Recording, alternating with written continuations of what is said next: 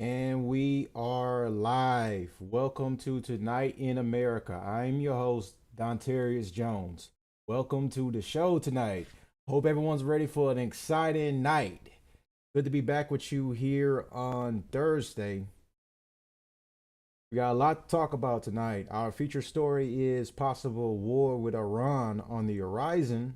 I mean, not Iran, forgive me, war with Venezuela on the horizon after a couple of recent events that just happened recently. And our other story we'll be covering a Chinese parade that just happened recently in China that showed off their military might, along with interesting figures that also attended the parade. So I want to also remind everyone to also smash the like button, comment in the comment section. Let me know how you feel about the show. Give me some feedback. Let me know what I can improve on, whatever. And yeah, I want to welcome everyone to the show tonight. So, sorry for being a little late. I was supposed to start the show at 8, so I pushed it back because I wasn't at home. I didn't want guys want to wait you that long because I wanted to actually start the stream and then get ready after the stream was already started. And then, excuse me, while the stream was I would get ready for it. So as you can see, I'm here a little bit late, very late. It's 11:35. So we got ourselves a long stream ahead. I got my energy drink. I got me some water right there. I already ate me some food. Fully fed right here. Got the suit. Got the tie. Got everything on. I know my tie looks kind of a little bit somewhat retarded. I was That's what I was really dealing with at the moment, but I got it taken care of. I guess it looks pretty good. Looks pretty good. Yeah. Oh, how's everyone doing? Before we get into the show, a couple of things I want to talk about first. Uh, there was something interesting that happened earlier. Up a new window.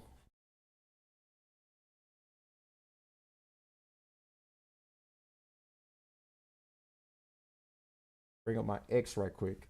There was something interesting that I saw happen.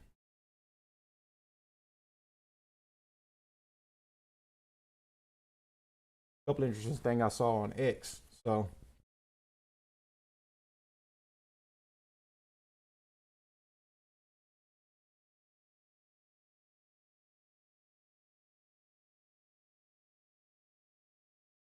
all right. So let me bring up my other window.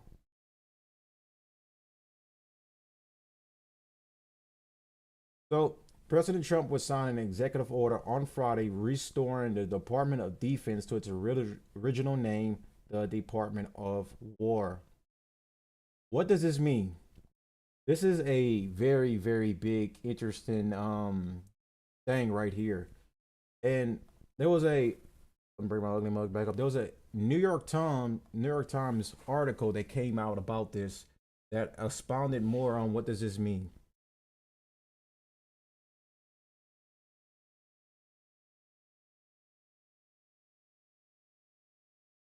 Trump signs order renaming the Defense Department as the Department of War.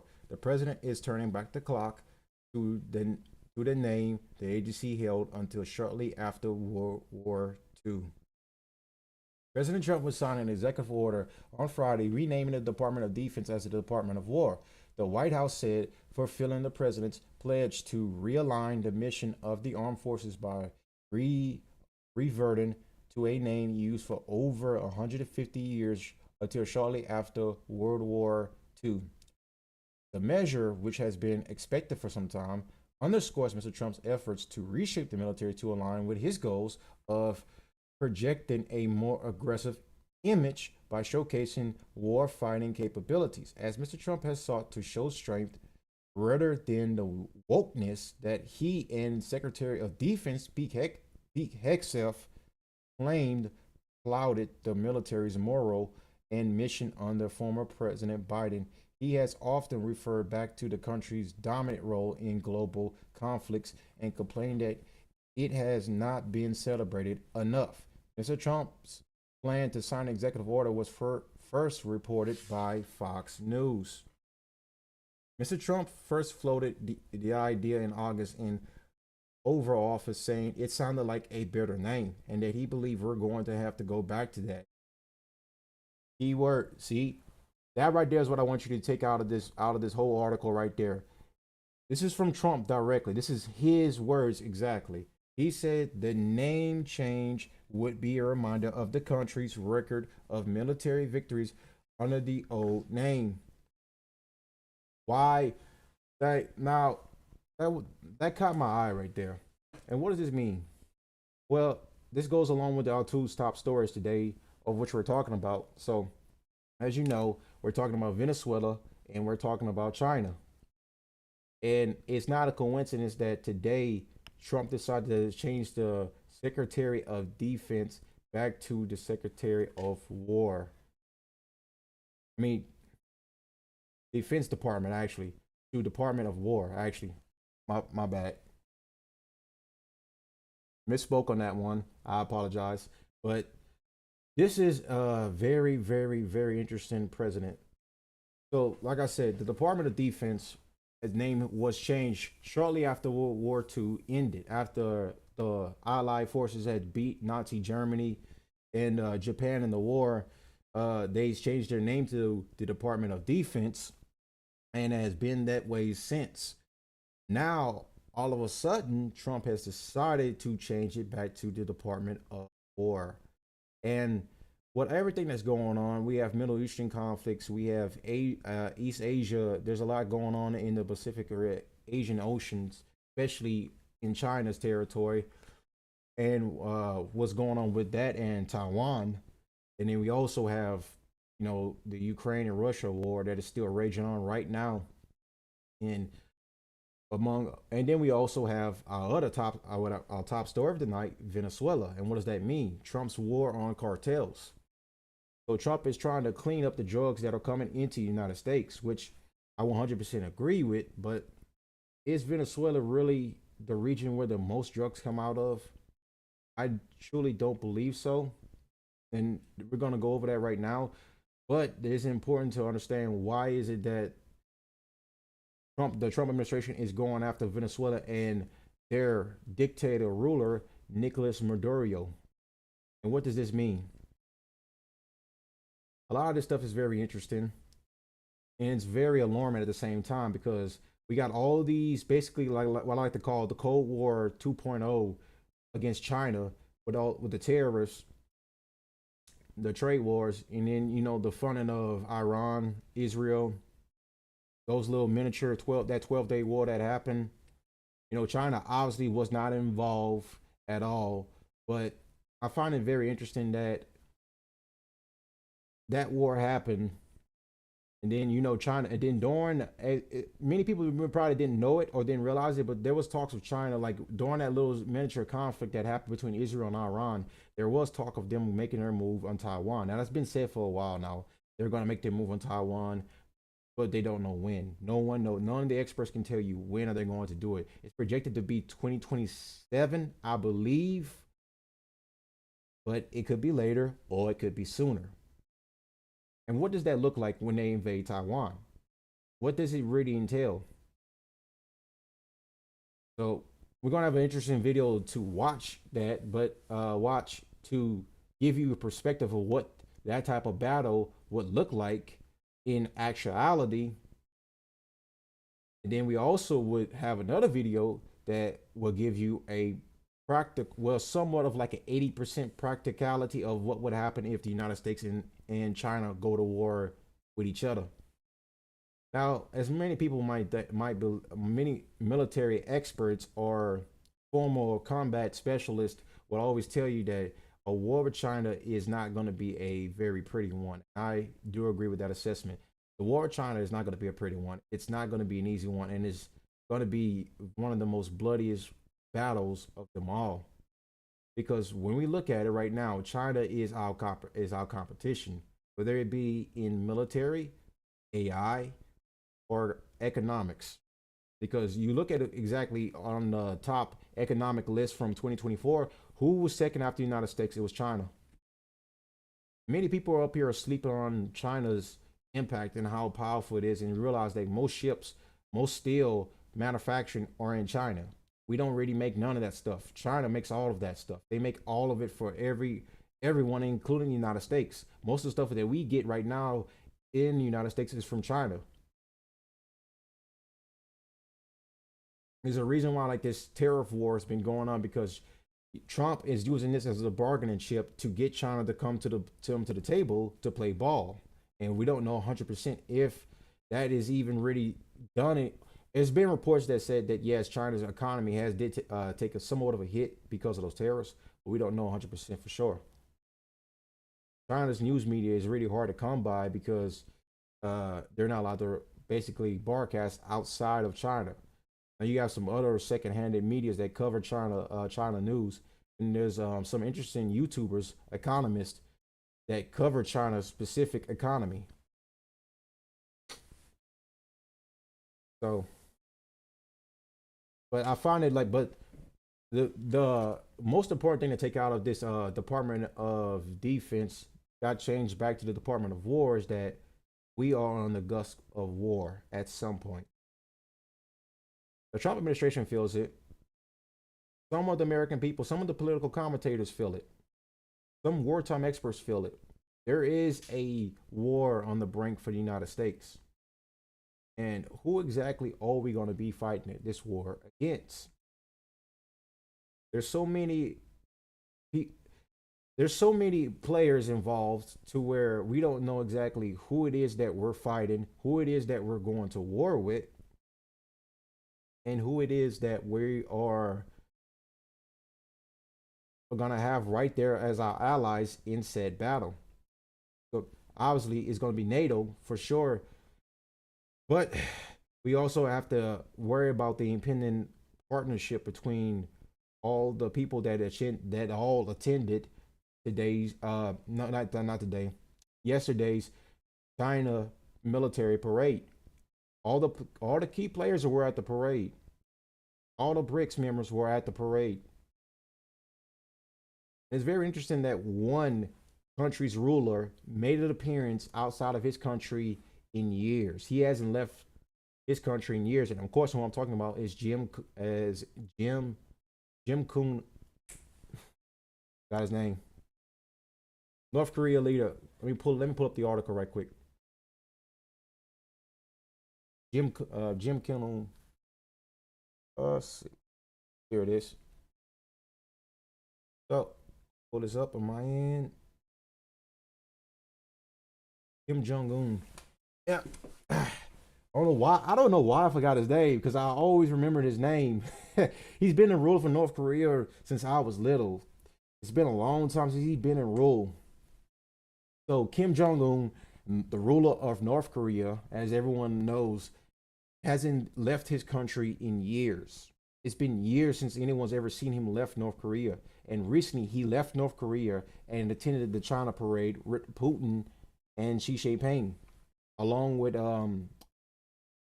the ruler of the Prime Minister of India too as well. They also had a recent summit that also took place there too in China as well. But all of the BRICS members have gotten together.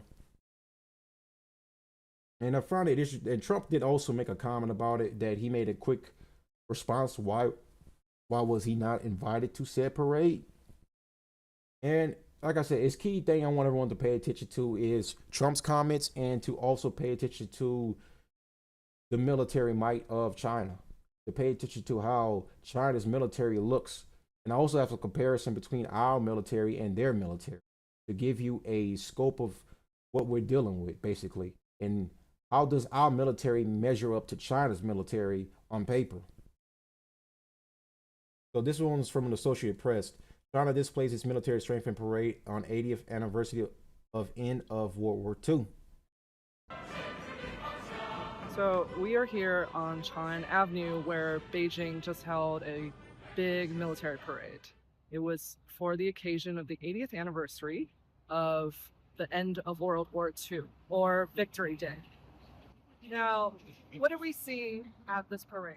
We saw intercontinental ballistic missiles, hypersonic missiles, military vehicles, fighter jets, bombers, and also new military units, such as the Cyberspace Force. President Xi commemorated victims of World War II in the past. He thanked foreign countries for their participation in the war effort 80 years ago. But he also had a forward looking message for the here and now. And that is that China is here and China is strong. And I will quote him in the last message to people. He said, "The Chinese people's rejuvenation cannot be blocked."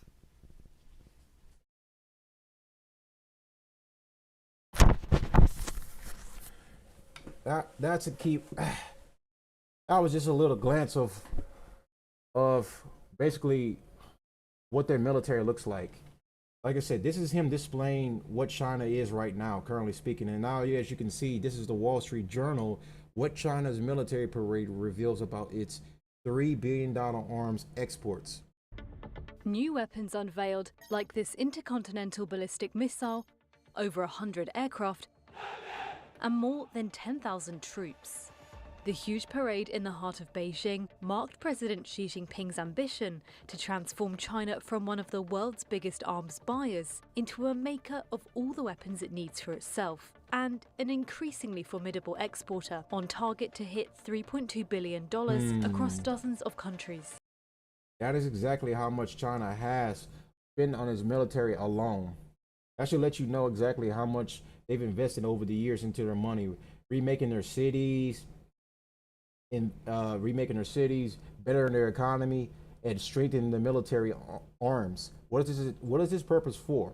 Where it's for multiple reasons. It's for one, for the United States, and other for invading Taiwan. Like I said, Taiwan is the key target for China right now, currently speaking, because of it's basically a branch of, it's basically China as well. They're both China. Mainland is taken over by the communists, and Taiwan has the nationalists. And basically, during the Cold War, that's when China had its separation.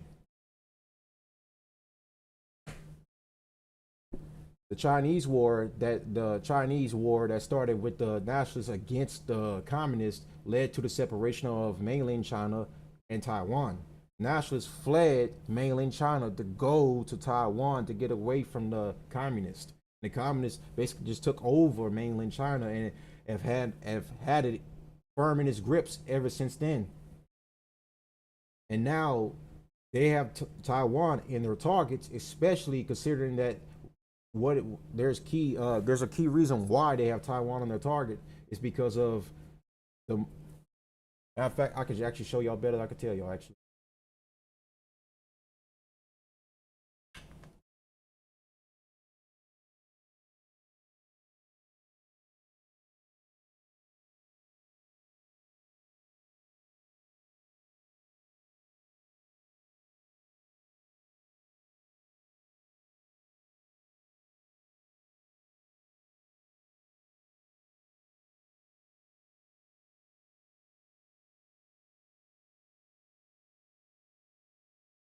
This is the main reason why China wants to go after Taiwan. These are semiconductor chips that are made exclusively in Taiwan. China wants to get their hands on this because the United States also wants to get keeps their hands on this because Taiwan does dealings with the United States and we buy their semiconductor chips. China doesn't like that at all. Mainland China. They want to seize Taiwan and firmly have grips on these semiconductor chips for themselves. Very this is why like many military experts are having a hard time really predicting when it is that China is plans on invading Taiwan at some point. We don't even know when they're gonna exactly invade. Like I said, they're only giving estimations. Especially they've said before it will say it was 2026. I heard before. Some said it's 2027. Could be by December of this year. You don't even know when they're gonna invade them. But China showing off its military flex to the world lets you know that at some point they are going to go after Taiwan. Taiwan says they will fight, but they also have asked the United States for help in defending them. Now, Trump has said contradicted himself twice. He said that we will defend them, and then he said we won't defend them or get involved in this fight between Taiwan and China. But because what's the main goal of China wanted to conquer Taiwan, besides taking back Taiwan and making it and putting it underneath communist rule, is getting control of these semiconductor chips, because these are very important.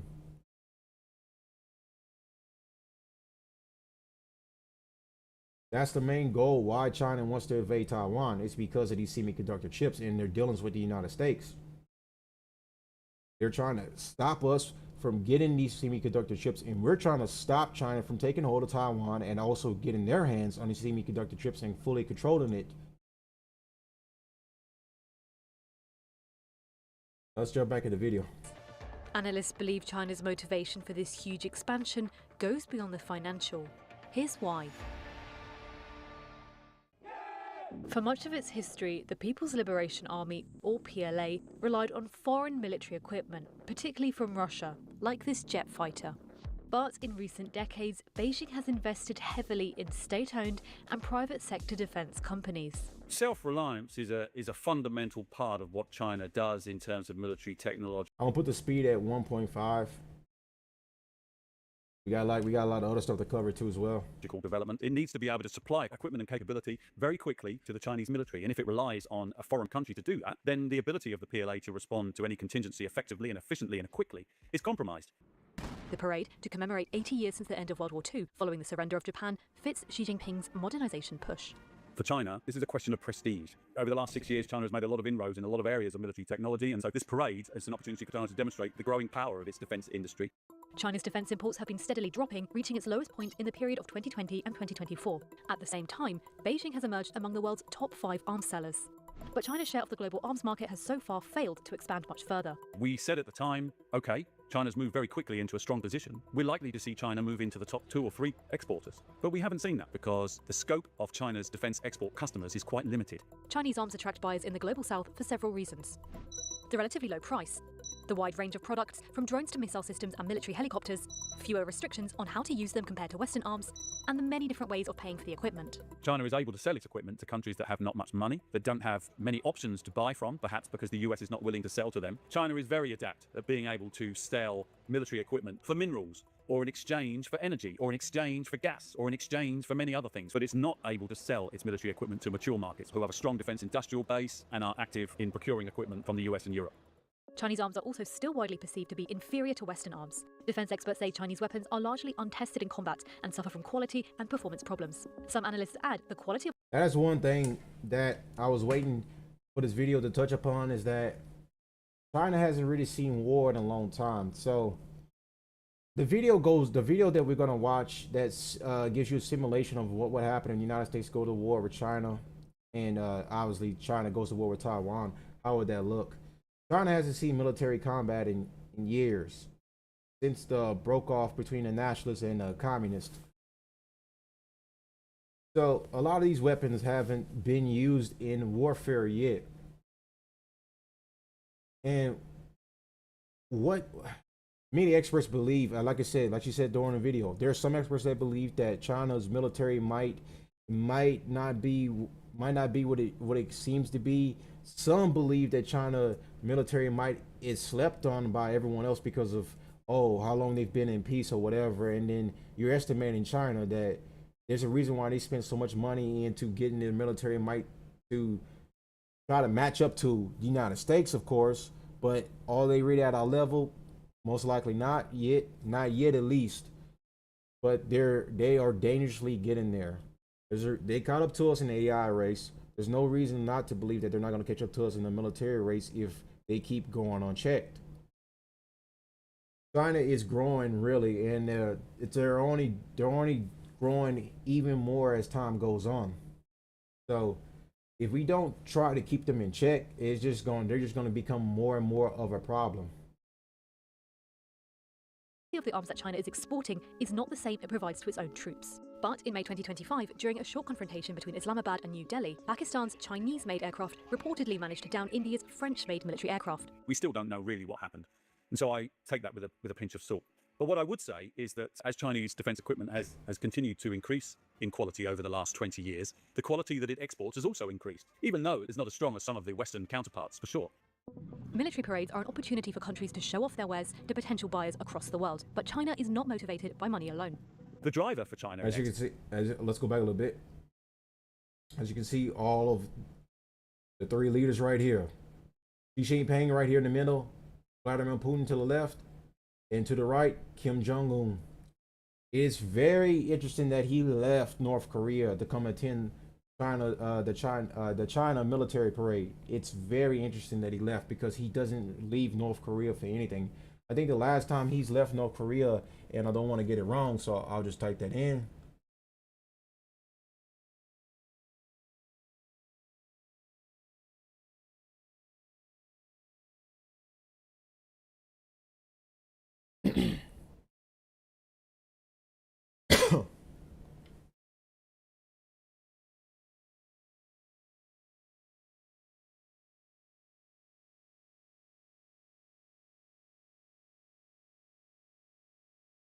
So last time he left North Korea, he did leave North Korea last year to visit Russia, but it's very interesting that he went.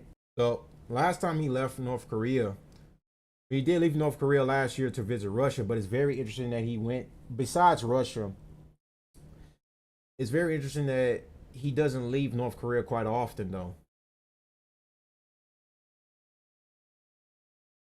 Like to be anywhere else besides Russia in years and just to pop up to this military parade in China and no one expected him to be there. No one.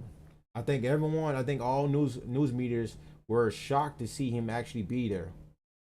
It's very interesting that you already going on basically with this. And as you can see the alliances forming right now in here.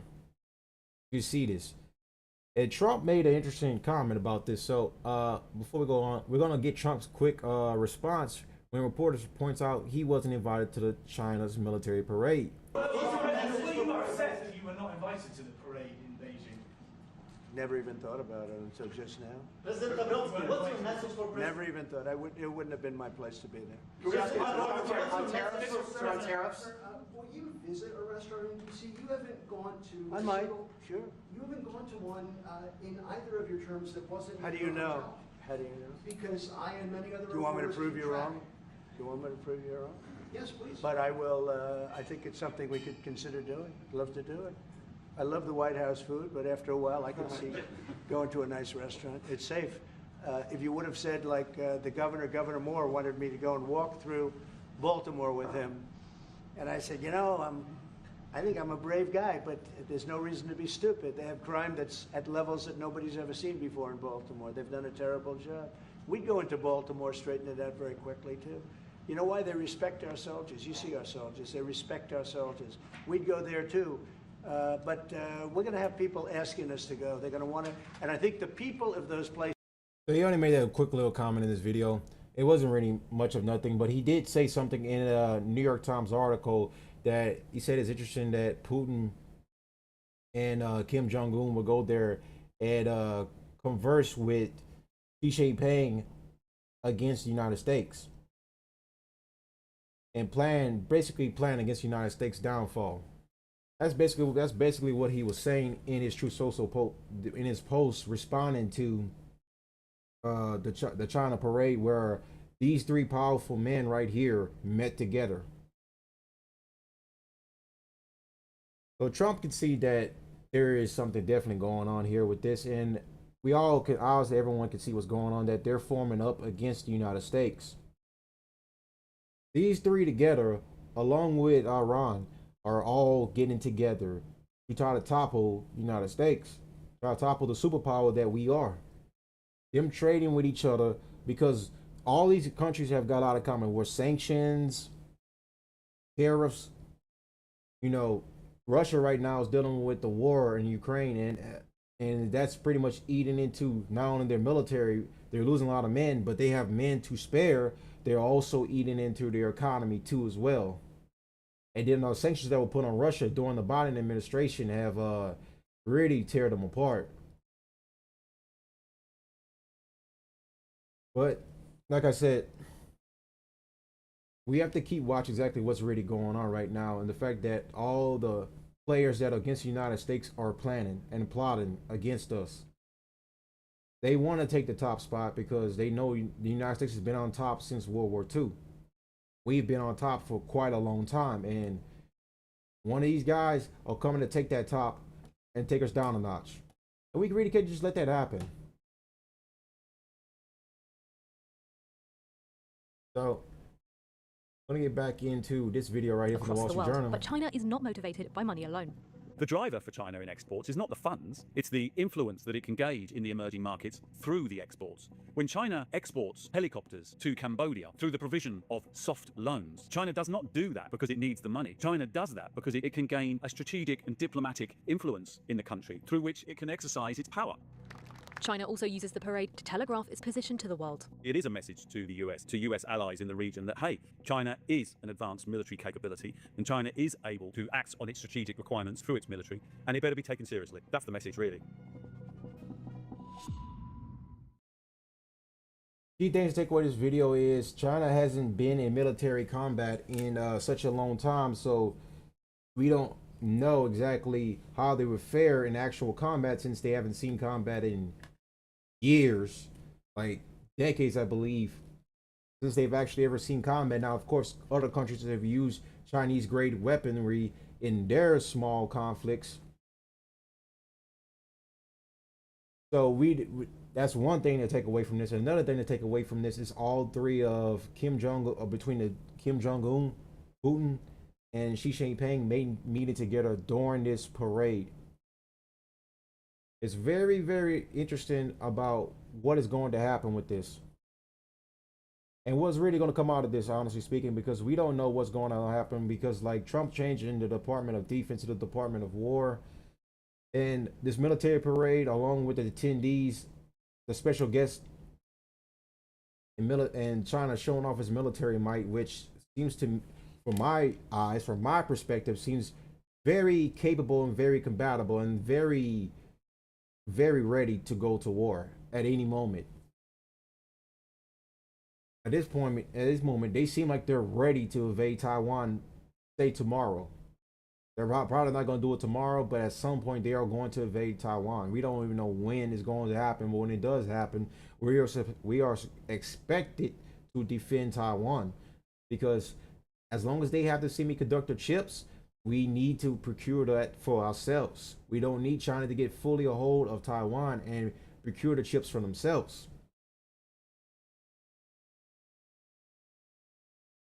So I got a comparison here between China's World War II V-Day parade preps and the U.S. Army's 250 anniversary parade.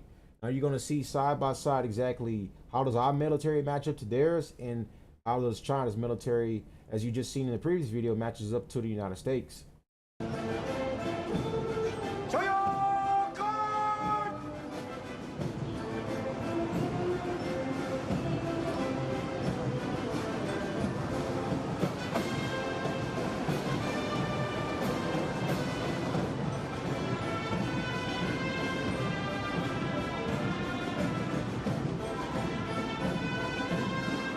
So far, you just have to just look and just watch with your own eyes and see that, yeah, this is not a very good look for our military compared to China. So like a lot of our guys to the right just look like they're off sync, like they're not combat ready at all. And you look at China's on the left right here, these guys are coordinated, you know, in sync with each other. The military capabilities look far better than ours. They're probably not better than ours, though. I would say that they have the appearance of looking better than us, but in battle, could you really say that they're better than us? We don't know unless we actually get into a fight with China, which I'm not hoping for war. I want peace, but hey, anything can happen these next couple of years.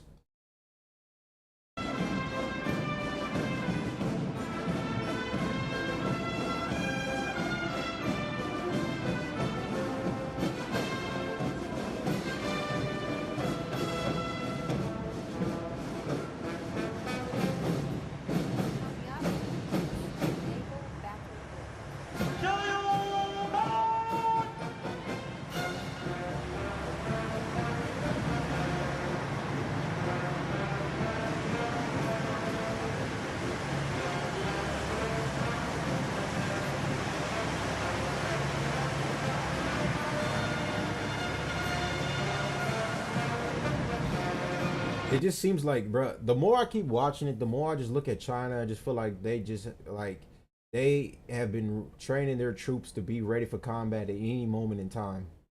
And we've been so like the United States has been so at peace for so long, and our troops have just been watered down. The combat training just isn't the same as it used to be. These guys don't know warfare like that no more. Ever since we've ended being in the Middle East, being involved in Iraq, Afghanistan, pulling our troops out, I feel like now the troops have just like gotten so lazy, they've gotten so uncoordinated that they're not as tough as they used to be. And it's just very disheartening to see that because this is the United States of America and we should have the best looking military on the planet. But so far I'm disappointed in how I see our troops. And I'm very not surprised at how China is carrying itself because the Communist Party prides itself on having this stoicism about them, having this readiness to go to war if need be, or go to war when their totalitarian leader says to. When Xi Jinping says to go to war, he wants his troops to be exactly in shape and in the best quality possible. Meanwhile, if Trump says we to go to war, the way our ground troops look right now is not too appealing aesthetically. It's just not. It just looks like completely garbage right now. This is just very disheartening to see this. It is. Like, this is not how America is supposed to look today, especially whenever we have everyone gunning for the top spot and taking us out and becoming the top hegemon of the world. If you want to be number one, you have to look like you're number one, not look like you're basically number five.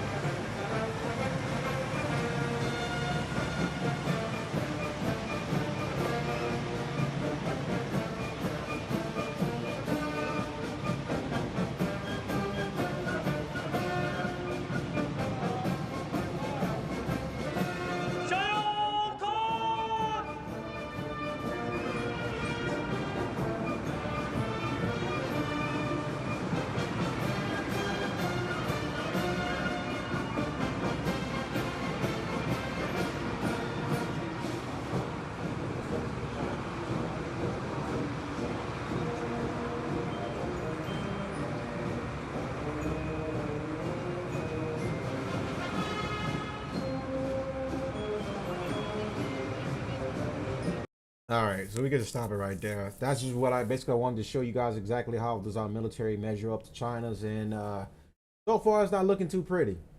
It's just not looking too pretty right now. Kim Jong Un and Putin be there. That's one thing to take away from this. Our military compared to China's military. That's another thing to take away from this.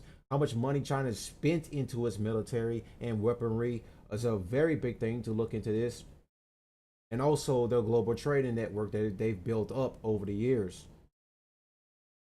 Trading with countries like Pakistan, trading countries with like Russia, North Korea, trading with all their powerful allies to build up their money, to build up their network, and to also build up more of their weaponry to better fit a war when and whenever they're ready to go to war, basically. And then building powerful allies along with Russia, North Korea, India, Pakistan. China is really ready in itself.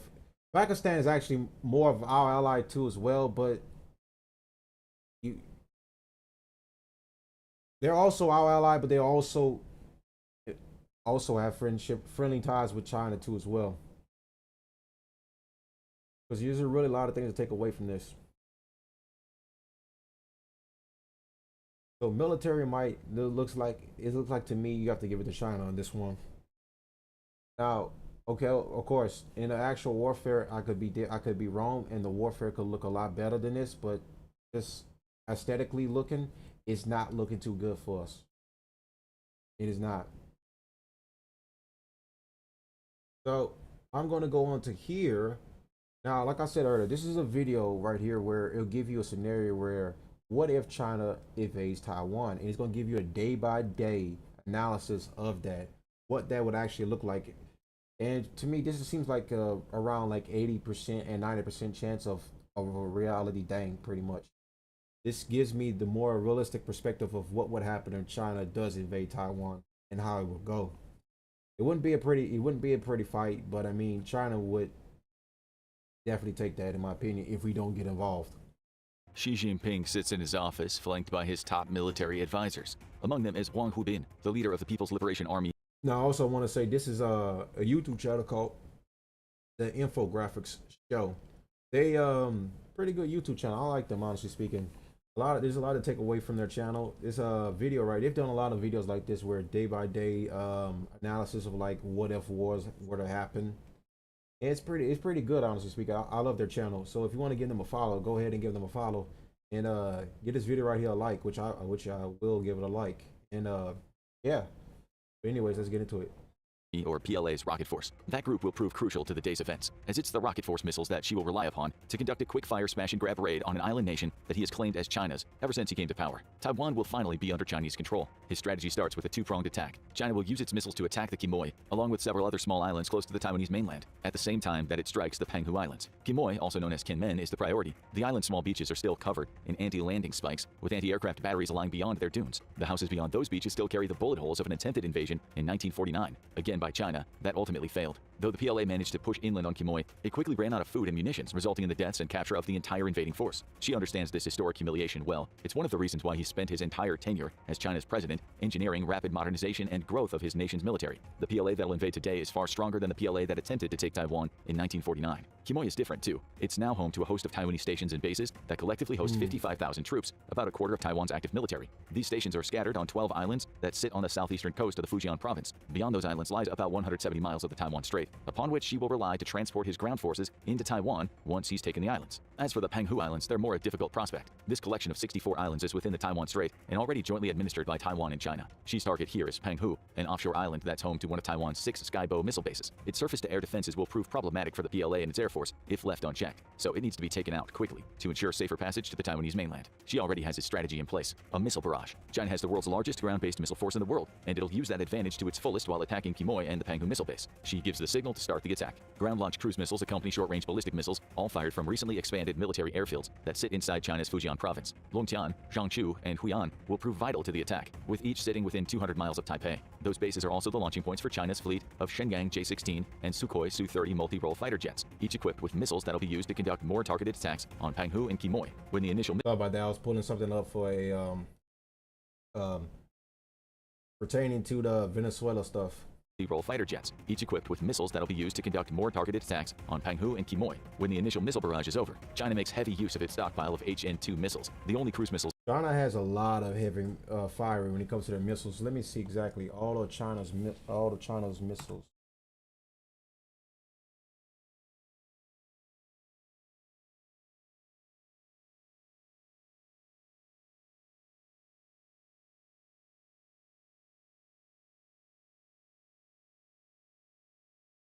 So this is just flew my. All right. So these are pretty much all of China's missiles right here: ballistic, cruise, surface to surface, SSM, ASM, SAM, and AAM. This is all list of right here of all of China's missiles right here: intercontinental, intermediate range, medium range, short range, tactical, submarine launch, anti-ship, hypersonic grid, anti-ship, land attack, long range. All of these right here are a list of China's missiles right here. They have a stockpile of these missiles. Like, bro, they make a shit ton of these missiles. And these are specifically all graded to take all for have their own intense purposes right here. As you can see right here, anti-ship land attack supersonic, anti-ship land attack subsonic, anti-radiation. And they're making, and I just run this out today, they're making more nuclear weapons to go along with this arsenal. Like, China is becoming heavily fortified with weaponry, whether it be missiles, nuclear weapons, ground force weaponry. and also ground force combat too as well. We can't forget about that. But hey, I digress. China is ready itself for a full-on takeover of Taiwan when that time comes. They are not taking any chances, and they're also impending a United States intervention. That's by you can obviously tell because of their heavy focusing on like applying more missiles and building more missiles and importing more and selling more to get more money to also fund back to the military. They are trying to make sure they're going to be ready whenever they invade Taiwan and possibly a United States intervention. We're going to continue on with the video that are in its army's arsenal to follow up on the ballistic missile attacks. HN-2s remain within the Earth's atmosphere after launch, making them more difficult for Taiwanese anti-air defenses to detect. Even when these ballistic missiles are shot out of the sky, they still hit their targets to devastate Taiwanese defenses. But there's more. A naval formation led by the Shandong aircraft carrier sails within Chinese waters on the countryside of the Davis Line. This line has served as a theoretical border between China and Taiwan within the strait for many years. Today, Xi crossed that line. But the ships don't cross immediately. Instead, Shandong provides another launching point for China's Air Force, with the ships and submarines that accompany it also launching missiles at Beijing's two main targets. Collectively, the fleet moves in tight formation. Each ship's crew has been training for just this moment, with China's repeated military operations in the Taiwan Strait revealing just how far they could push without forcing a Taiwanese response. Once Penghu and Quemoy are captured, these will be the first ships that China uses to form a barrier around Taiwan, fencing the island nation in, and hopefully for Xi, helping him provide safe passage for his troops to the Taiwanese mainland. Missile after missile strikes. Penghu's anti-air defenses are overwhelmed, with the missiles it fires in response rarely hitting targets. Even those that make it through are mostly shot down by anti-air defenses fitted into the 3 coastal bases China has spent the last few years building. Quemoy faces an even worse fate. China's missile barrage is too much for the 55,000 troops scattered around its islands to face. Towns are devastated. The old defenses lining island coasts prove useless, as there's no Chinese landing. Just missile after missile, slowly chipping away and wreaking havoc. The initial barrage is over. Taiwan's first and second lines of defense have been decimated, clearing the way for Xi to start landing troops onto the destroyed islands. Day 2. Taiwan's president, Tsai Ing-wen, has spent her morning assessing the damage caused by China's sneak attack. She knew an attack was coming. President Xi hadn't been shy about expressing his thoughts about Taiwan needing to be reunified with China sooner rather than later. Nevertheless, the attack was devastating. PLA troops have started to land on Quemoy and Penghu. The Taiwanese troops fighting on those islands commit to their cause valiantly, but they'll be overrun quickly. President Tsai has to accept these islands as lost and focus instead on the Taiwanese mainland. Though China has taken several tactically important islands, Tsai knows that Taiwan has many natural defenses playing in its favor. She knows that China isn't likely to risk an invasion via Taiwan's east coast. While its navy is more than capable of sailing around the island nation, and will do so to create a naval blockade, any invading force has to deal with the massive cliffs that line almost the entirety of Taiwan's eastern border. Scaling those cliffs isn't impossible. Their gradients are at least 15%, which doesn't make them impossible, but climbing them while facing a constant barrage from Taiwanese troops would lead to massive casualties for the PLA. Plus, any PLA forces that try to take advantage of the passes and their tunnels that Taiwan has built into the cliffs to provide access to Taiwan's major population centers will be met with fierce resistance. They'll be forced into choke points, with Taiwan's troops able to pick them off at will. As a last resort, Tsai can always order the destruction of those passes and tunnels to prevent Chinese incursion. Still, she orders the troops on the east coast to be on alert. China may try its luck. Taiwan has to show that the cliff-lined coast is a no-go for the PLA. Instead, Tsai's immediate response focuses on Taiwan's west coast, which is closest to China. There are advantages there too. Taiwan has 15 major ports and harbors. Let's also look this up on a map right quick to see how vast that sea is between China and Taiwan. So let's see.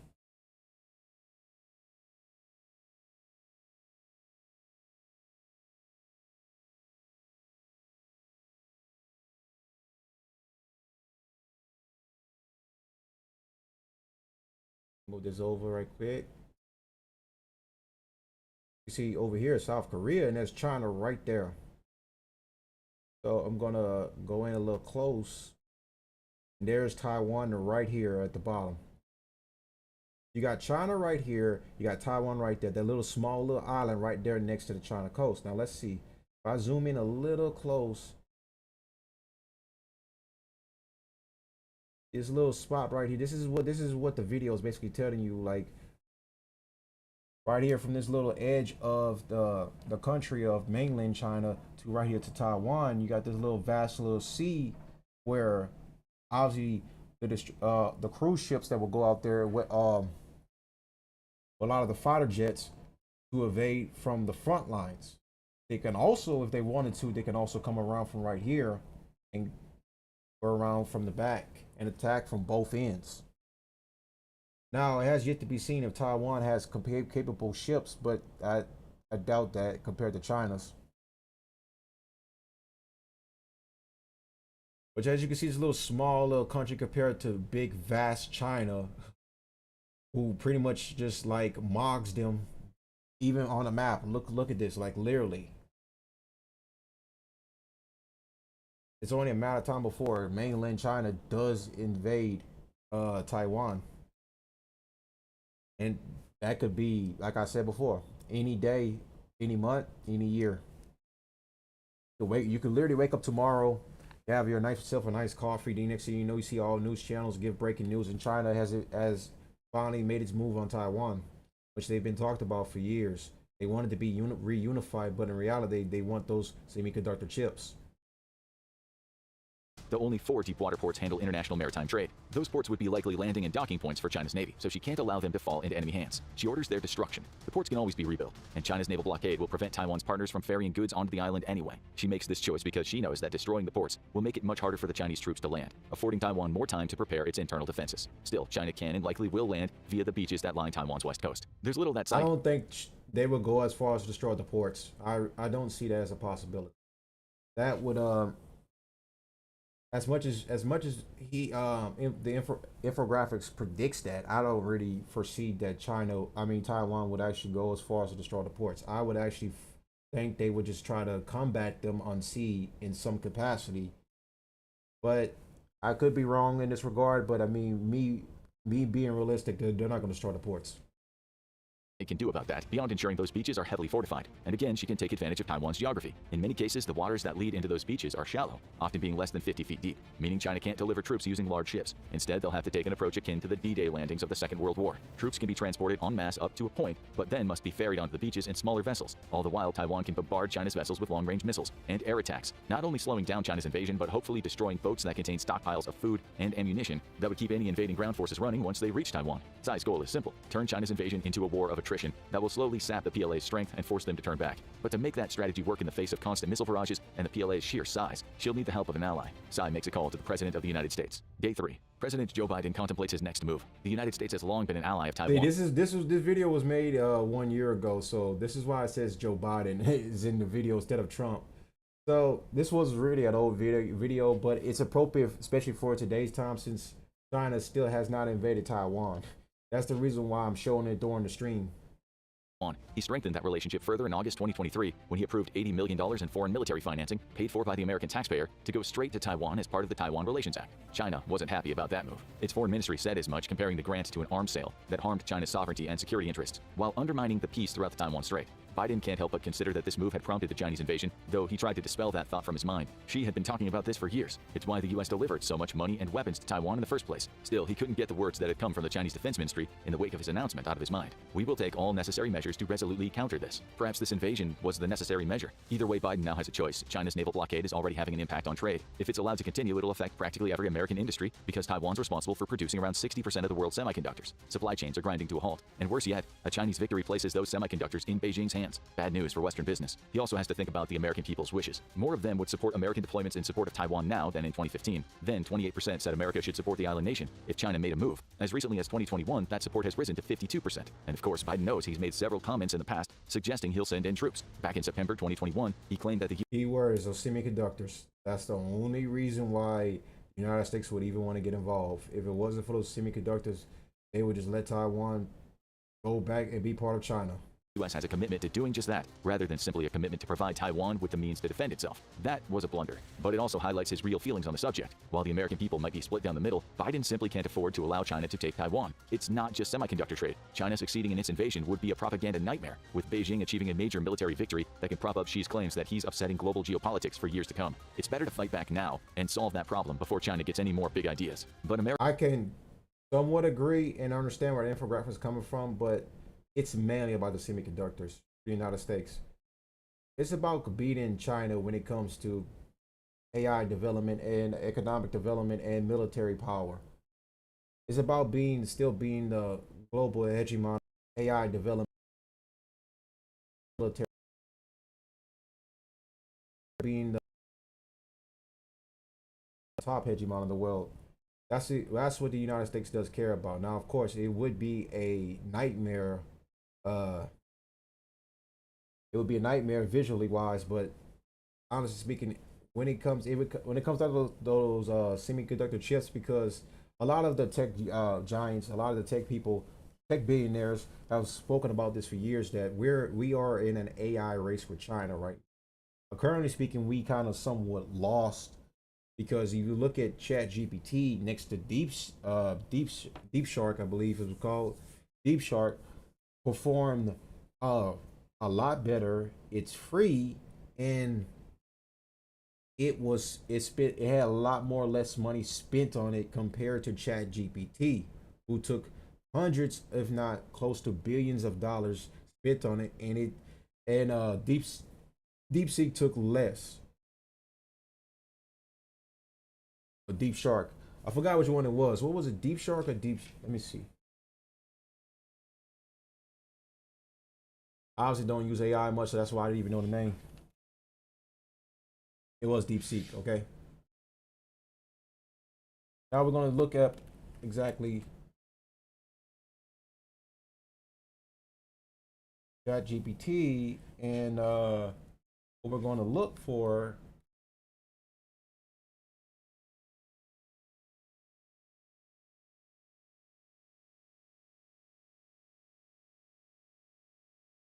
All right, so we're gonna look for the cost. Okay, so DeepSeek's web version is currently free to use, whereas ChatGPT offers a free tier with limits and a paid subscription plan, ChatGPT Plus, for $20 a month or more for professional plans. But API users, DeepSeek is significantly more cost effective with lower per token cost compared to ChatGPT's premium API pro models. All right. Now let me go ahead and see.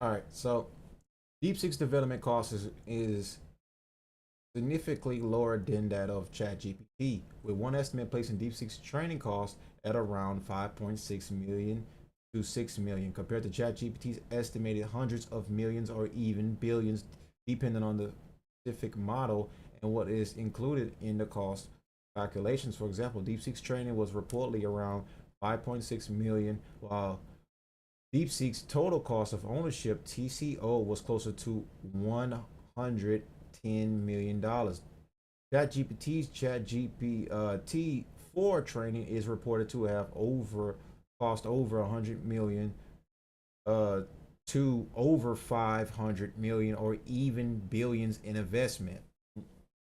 I should let you know exactly how much money the United States is willing to spend compared to China, who just perfected AI with far less money and far less money put into it. They put over like literally close to billions of dollars into Chat GPT for China just to come out with DeepSeek that took far less money, and for the training cost and for really full capabilities. Like you have to literally pay like, I think the yearly professional one for ChatGPT plan, premium plan, is like $200. That's exactly how much you have to pay to get the full capabilities of ChatGPT compared to DeepSeek, who's just free and you get everything you want for free. I've used both in the past. I didn't really use them that much. That's why I forgot DeepSeek's name. I didn't know if it was DeepSeek or Deep Shark because I AI is not really much of my expertise and all that. I try to focus more on politics, but considering that this AI race is technically become part of politics now because we have a bunch of Silicon Valley tech billionaires interested in their own agendas, especially when it comes to bettering the AI in the United States compared to China, who is also in this said race. It's what I say. It's very important to keep up with this too now as well, and that now I have to also apply this too as well to politics.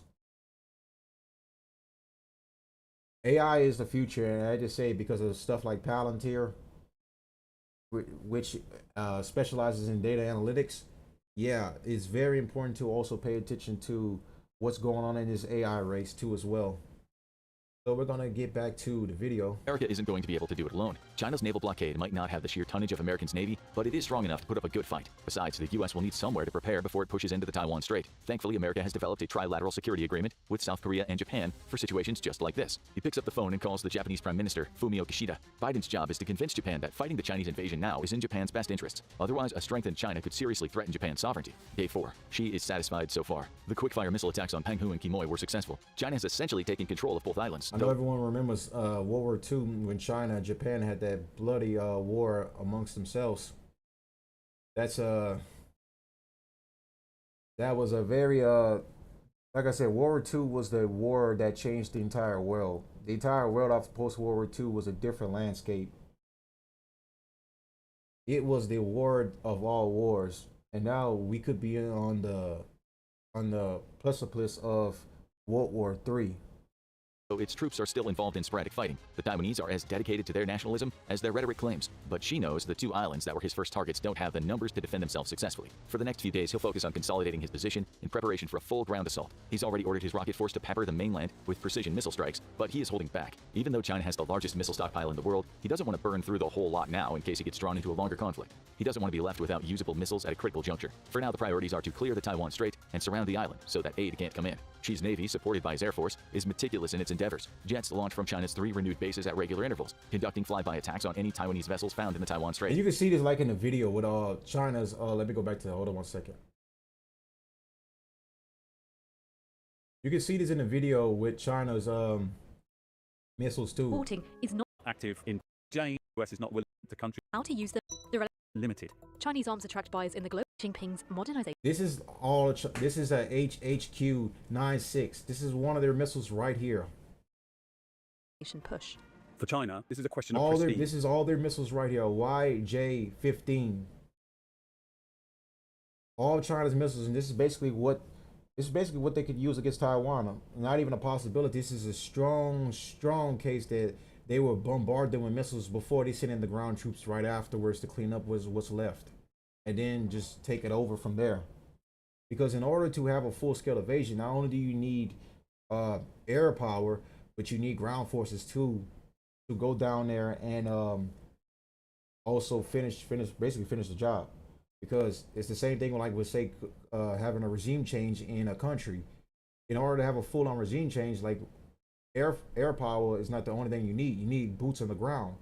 And for Taiwan, obviously speaking, China is obviously going to send their soldiers for boots on the ground, but they're also going to bombard Taiwan with missile fire, to the point where they destroy a bunch of Taiwan's missile capabilities and defense measures to leave them defenseless. And so when the troops do invade, they're going to be able to take it over with little to no resistance at all. Those smash and grab attacks are aided by the Shandong aircraft carrier, which provides a landing base for those craft to refuel and get back into the fight. She uses his fleet of 62 submarines, though not all at once, to scour the strait and surrounding waters for signs of the 4 submarines that Taiwan's navy has. Those subs aren't a major threat, but getting them out of the way now is better so they can't create gaps in Xi's blockade. Speaking of which, Xi already has ships forming a perimeter around Taiwan with 49 destroyers, 72 corvettes, 42 frigates, and over 150 patrol vessels in his navy. Xi has plenty to choose from. Most won't be needed for the perimeter, giving Xi enough leftover naval assets to continue proper defenses along the Chinese coast. In a few more days, China will be ready for the next stage of the assault, attacking the mainland. Days 10 to 30. The Taiwan Strait is clear. It took a little longer than Xi anticipated. Taiwan commissioned its first and second mine-laying squads in 2022 and sowed ship-sinking mines throughout the strait. But this was a fairly new strategy for Taiwan, and the mines laid weren't so numerous that the PLA's navy couldn't handle them. Beijing lost a few ships, but she anticipated the mines and deployed minesweeping vessels equipped with special wires to cut the tethers attaching the mines to the seabed, allowing China's navy to destroy most of what was there. At the very least, Xi has several clear routes to the mainland. He'll take advantage of all of them. She knows that invading from the east is almost impossible. Taiwan's cliffs are well fortified. Still, He'll send some troops to the slaughter, if only to force Taiwan to destroy valuable passages and access routes into its major cities. What's the loss of a few thousand people when you have over 2 million of your active military and another 510,000 in reserve? The attempted incursions on the east can serve as a distraction. Xi's focus is on one of Taiwan's red beaches, Guanyin Beach, located on the northwest coast of Taiwan. The beach is around 31 miles away from Taipei,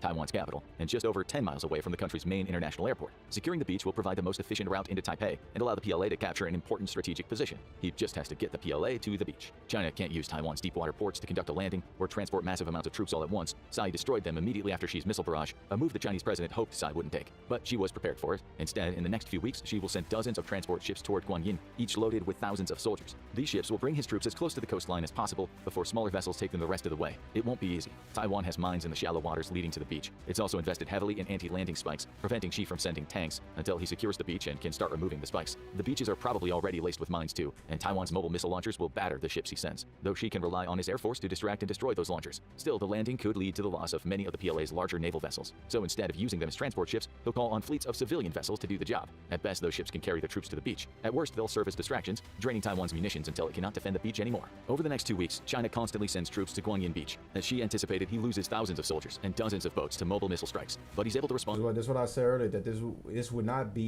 would be a victory for China, but it wouldn't be a pretty victory. This would be a bloodbath, pretty much. Like, they're going to lose soldiers. This is kind of similar to Russia and Ukraine, but I feel like this would not drag on as long as Russia and Ukraine. With missiles of his own, courtesy his fighter jets, and China eventually establishes a secure route onto the beach. It's now free to land troops at will, though each crossing of the Taiwan Strait takes several hours and leaves his ships exposed to 141 F-16 fighter jets. Xi's J-16s and Su-30s are tasked with keeping those jets occupied and shooting as many out of the skies as possible, as China transports more and more troops to Guanyin Beach. Days 31 to 40. Tsai anticipated almost all of this. She knew that Guanyin Beach would fall, but she made sure the defenses lining the beach caused as much damage to the PLA as possible. Eventually, she also had to order the collapse of the passes and access ways running through the eastern cliffs, as the PLA kept sending troops. Again, anticipated, though unfortunate. She needs to keep them at bay until help arrives. Taiwan's terrain will help them there. To get to Taipei, Chinese troops must pass through mountainous land, including Dongyinshan National Park. Practically all the districts surrounding Taipei present difficult marching conditions for Chinese troops. The terrain is rough. That buys more time for Taipei, which essentially sits at the bottom of a crater surrounded by mountainous land. These mountains are also an advantage for another reason. Taiwanese troops know them. The Chinese, despite their claims of ownership, don't. Taiwan's army has trained to fight in those mountains for decades, with Tsai knowing that she could trust her soldiers to hide out and wage a campaign of guerrilla warfare against China. She knows that China has sheer numbers, almost 10 times the ground troops in fact, but the mountains make it harder for planes to fly over Taipei, with the terrain making it extremely difficult for tanks and other military vehicles to travel. Add to that small pockets of hidden troops conducting sneak attacks when China's patrols least expect it, and she's confident she can put another big dent in the PLA before it reaches Taiwan. Still, she knows the numbers are overwhelming. Her troops set up choke points at every route leading into the city. Some of those choke points will be busier than others. China has yet to land troops in the south, and it would take several days for them to travel toward Taipei if they did, allowing Tsai to focus her efforts on the arriving force from the northwest. The idea is to fortify the city, creating layers of defense that China has to break before it can seize Taipei. Along the way, Tsai might have to destroy tunnels and highways leading to the city, cutting Chinese troops off from one another and forcing them to engage in small street-level skirmishes. Same goes for Taipei's port, which runs along the Tamsui River. Destroying that while blockading the river itself prevents China's navy. I don't see, infographics is probably taking it a little to the extreme. I don't think Taiwan's leader would go that far to try to stop the troops and start bombing certain areas of their own. Of course, like I said, in warfare, everyone does crazy stuff to try to get an advantage, to get a victory, but I don't foresee that being the case, that they would go as far as destroy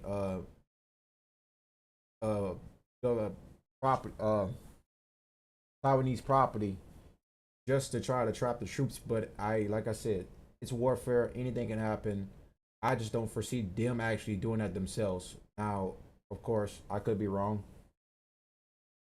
but that's just me. I don't foresee that happening. I just foresee basically them just trying to confront them militarily wise, like weaponry, combat ready, and basically booby traps them, try to lay traps for them most times. Now, again, this is not like your traditional warfare of old, because now people are more heavy weaponry based today compared to how they were back during World War II. Back then, some of the Cold War proxy wars. I think today people rely more heavily on weaponry compared to traditional weaponry mixed combat, because we've had more ballistic, hypersonic, supersonic missiles be built, especially when it comes to China, who that specializes in building all these, who especially has a stockpile of all these said missiles that I've just named, and are prepared to use this on Taiwan to overtake the island. Taiwan doesn't have necessarily the manpower or the weaponry to match China, but that doesn't mean they still couldn't also fight back and also make it very difficult for China to take them over. Like, I don't see this being like a 1 day takeover. This is going to be like probably weeks, close to a month of a battle. But I don't see it being like a years drag on like let's say Russia, Ukraine. From encroaching. It's all about buying time. Days 45 to 59. It didn't take long for Biden to convince Kishida of the importance of directly supporting Taiwan. This isn't like the situation in Ukraine, where the U.S. can rely on its European allies to continue funneling money to support the war effort. Taiwan is cut off by a naval blockade. The U.S., with help from Japan, needs to break that blockade and disrupt the flow of troops to Taiwan's mainland. Over the last few weeks, the U.S. has been sending ships to its bases in Japan, supplementing the equipment there and the 53,000 troops it already has stationed in the country. Its bases such as Okinawa are its focus. That's where a joint naval and air force attack will launch. The U.S. knows that China has more boats in its navy, but it also knows that many of those boats are weak patrol vessels. America has the advantage of sheer tonnage and attack power. At 4.5 million tons, the U.S. Navy displaces around twice the amount of water as China's. Its ships are better, they hit harder, and with the support of ships from the Japanese self-defense forces, Biden is confident that he can cripple the naval assets China has in the Taiwan Strait. The naval counterattack begins. A fleet that includes submarines, destroyers, and 2 of America's 11 aircraft carriers sails toward the Taiwan Strait. Japan ships don't attack directly. Instead, they offer support via their fleet of 36 JM-SDF destroyers, each equipped with RIM 162 Evolved Sea Sparrow missiles, or ESSMs, that have a 31-mile range and can move at speeds up to Mach 4, ideal for shooting down Chinese fighters and missiles aimed toward the American fleet. America loses some ships along the way in small skirmishes, but with much of China's naval firepower focused on the Taiwan Strait, it isn't until the United States reaches that patch of water that the naval battle intensifies. American destroyers focus on the smaller patrol vessels that make up much of the Chinese Navy and its blockade, while its submarines infiltrate the waters to engage in underwater battle with China's fleet. Slowly, America's sheer tonnage overwhelms the blockade, creating an opening that enables portions of its fleet to reach the routes that China has established into Taiwan. China can't risk launching missiles against America's ships. It might hit its own transports, killing thousands of its troops in the process. Instead, it becomes engulfed in a combined naval and air battle, its forces equally matched with the U.S. The objective for the U.S. isn't a complete victory, it's a disruption. Cut off the flow of troops to Taiwan and allow Tsai to execute her plan within the country. Day 60. Tsai knows the American Navy is in play. Reports from scouts observing Guanyin Beach have told her that the flow of troops into the mainland is faltering massively. That is great news for Tsai. China's missile barrages have slowed down as well, likely due to the combined issues of lower supply and those missiles now being dedicated to attacking the U.S. Navy. With a little more time, China may be unable to deliver more troops to the Taiwanese mainland. That'll leave those who have landed, numbering in the tens of thousands, to fight against the nearly 150,000 strong defensive force. Again, Tsai has prepared for this. Her guerrilla fighters in the mountains have done their jobs, picking away at Chinese troops as they advance. Access into Taipei became a choke point, and though the Chinese eventually broke through, they lost thousands of soldiers doing so. Now the next part of the strategy, urban warfare. Taiwan has been conducting mock urban street battles for years, with Taiwanese troops simulating China's likely strategies so that counterforces can practice using the city's terrain against them. All of that practice comes to the forefront now. Sandbag barricades have been erected. Munitions to deal with Chinese tanks and military vehicles are prepared. Tsai's army is so well drilled that it knows how to use the city's houses and commercial buildings as cover to launch sneak attacks on Chinese troops unfamiliar with the city's layout. All streets have been evacuated. The frequent drills, including those reported on by Reuters in July 2023, have led to much of the city being evacuated quickly and easily, with Taipei citizens traveling to the relative safety of Taoyuan, Hsinchu County, and Miaoli County. Those who remained have found shelter in the subways or in their own homes. Fighting begins in Taipei itself. The combat takes place street by street. China can't rely on overwhelming numbers here. Frankly, it doesn't have them, thanks to the many obstacles Taiwan put in its way and the Americans doing such a good job of cutting off its route into Guanyin Beach. Chinese troops are also exhausted from the long trek and the constant stress of attacks by guerrilla forces as they attempt to negotiate the mountainous terrain into Taipei. And it's not just the Taiwanese military with which they have to contend. Thousands of civilians have stayed behind in Taipei to join the fight. Many have military training, thanks to Taiwan's mandatory military service. Most have a year of active service under their belts. Younger members of the population have trained for 18 months. Fueled by national pride, they engage Chinese troops along with members of Taiwan's active military. Day 90. The fighting draws out the war far beyond. This one's right here is a very interesting stuff. So I was looking up because I remember I seen a interview Tucker Carlson did before with a guy about drug-related incidents that happened in the United States that tied back to China. So let me bring this up to this screen over here.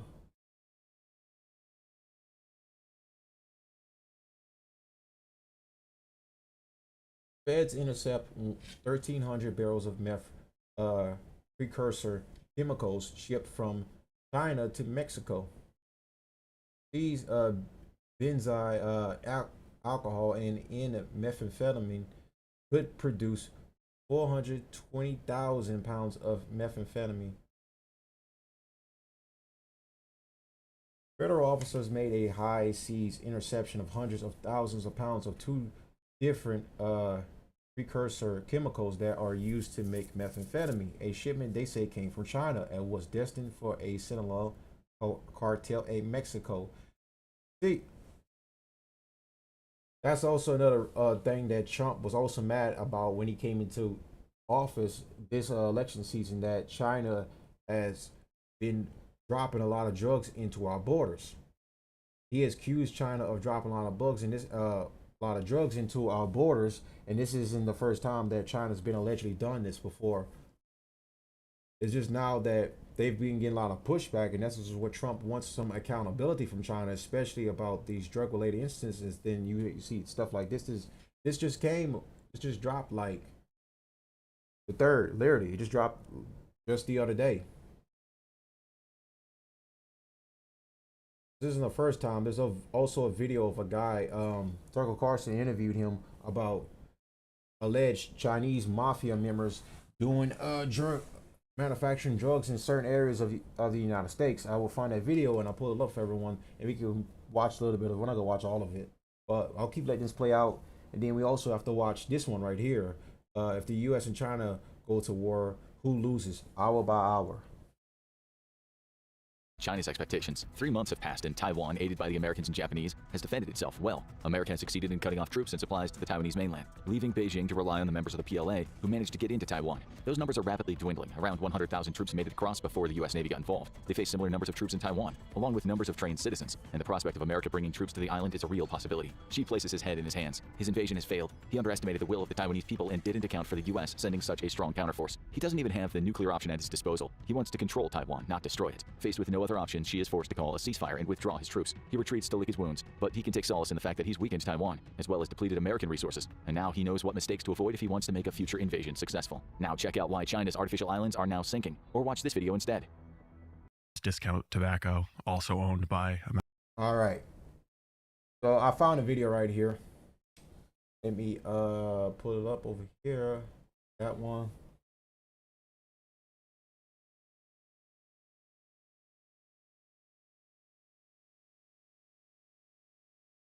So this is Steve Robertson exposes the Chinese mafia's drug empire flooding the U.S. and politicians covering it up.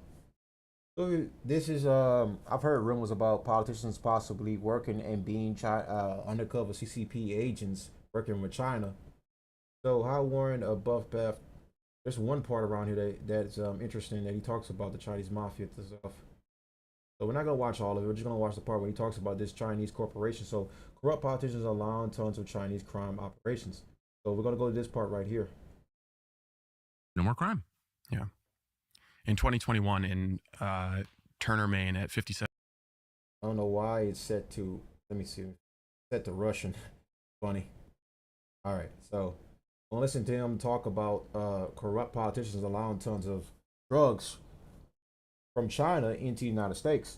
In Conant Road, there's a hangar right next to Twitchell Airport. It's a disused airport. I know it. The police have been there many, many times.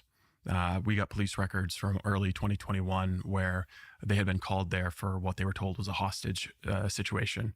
And when the police show up, there's Chinese individuals who only speak Cantonese running out in the woods, total chaos. They can't really discern what exactly is going on, but it's a civil dispute and they decide it's not their problem. But in their notes, they say that they believe it's the property's under the control of a, quote, Chinese gang from New York. That was in early 2021. That was in their notes? In the incident report. They say that they Wasn't it their job to do something about it? You think? There's never been any arrest made in connection with that facility, which functioned, according to the state police, as an illicit marijuana grow controlled by Chinese gangs from New York. The Office of Cannabis Policy, which regulates all of this, has suspended numerous licenses for Chinese marijuana growers from out of state who are affiliated with that property. There's never been any arrests made at that property until last December. A guy named William Robinson, no relation, was shot in the head there by a drug dealer. And the guy who shot him was allegedly arrested hiding at a marina in San Diego. You say you believe around 300 Chinese gang-controlled drug operations in Maine. There are grow houses, there are flop houses, There are prostitution houses masquerading as massage parlors. There are some, I guess, financial hubs that you might say in Kittery and Old Orchard Beach in southern parts of the state. There are other facilities that seem distinctly militaristic in character. What does that mean? Your hair stands up on end when you go by them. I've knocked on the doors of a lot of marijuana facilities, but in Greenbush, Maine. Where's that? It's about 35 minutes north of Bangor, very rural. But there's an area where there are multiple adjacent properties, all controlled, all fenced off, motion sensors on the road so that they know if someone's coming well in advance. And blue collar workers I've talked with who have had to come out and do some service at those properties have talked about being surveilled by crews of, 8 young Chinese men, close crop haircuts, fatigues, and Fatigues? What there was described to me as fatigues, standing around the perimeter of the property. And when they need to access the property to do some load testing, if they're, for example, an electrical worker, they're physically stopped and prevented from accessing the property. This is one of the issues of why Trump wants accountability from China, is that you have a lot of these drugs that are coming from China. As you can see earlier, not too long ago, that they just, like I said the other day, they just busted hundreds of thousands of drugs that were going to Mexico to the Sinaloa cartel from China. This is what Trump wanted to get under control from China. This is what he alleged China of doing, is allowing more fentanyl to come in, and he blamed China, all the fentanyl deaths that were happening over the years on China, on the drugs that were coming from China. And as you can see, there is a growing amount of Chinese gang members in Maine. Now, as far as their affiliation with the CCP, I believe he touched up on this a little bit in the interview. Let's see.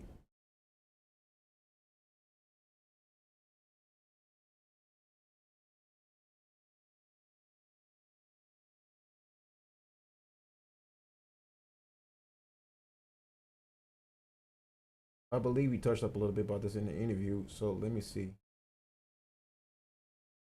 Let's see. So, are you as interesting? We'll go to this part right here. It's safe to say, yeah. And the governor's not said one word about this? No. Who is the governor? Janet Mills. She was attorney general under Governor Paul LePage. She was a district attorney before that. She's been a government employee for basically her entire life. Came out of Farmington, dropped out of Colby, she claims, on her own free will, and then graduated from the University of Massachusetts in 1970, although she's not listed in the program for that graduation ceremony. It's the weirdest thing. But she's been governor now for about 6-7 years. So it makes you wonder, like, what is her position on illegal drugs, which are destroying the state? I think any fair person would say that. The state under Governor Mills has embraced restorative justice and harm reduction, and the idea that if you stop enforcing laws against drugs and you pass out needles and Narcan, that is going to be good for society.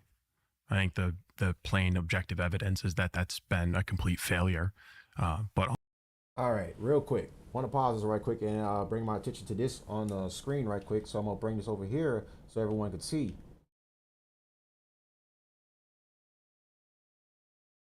The recent investigation reporting indicates that some Chinese organized crime groups are working with the Chinese government and Communist Party, CCP, on various overseas activities. According to Western national security and law enforcement officials, these criminal networks sometimes act as agents of influence or enforcers on behalf of Chinese authorities, including in the United States. The relationship between these groups in Beijing is complex and provides mutual benefits. Services provided by the Chinese criminal networks to Beijing, enforcement and intimidation. Criminal groups are used to spy on, harass, and intimidate members of the Chinese diaspora who speak out against the Chinese government.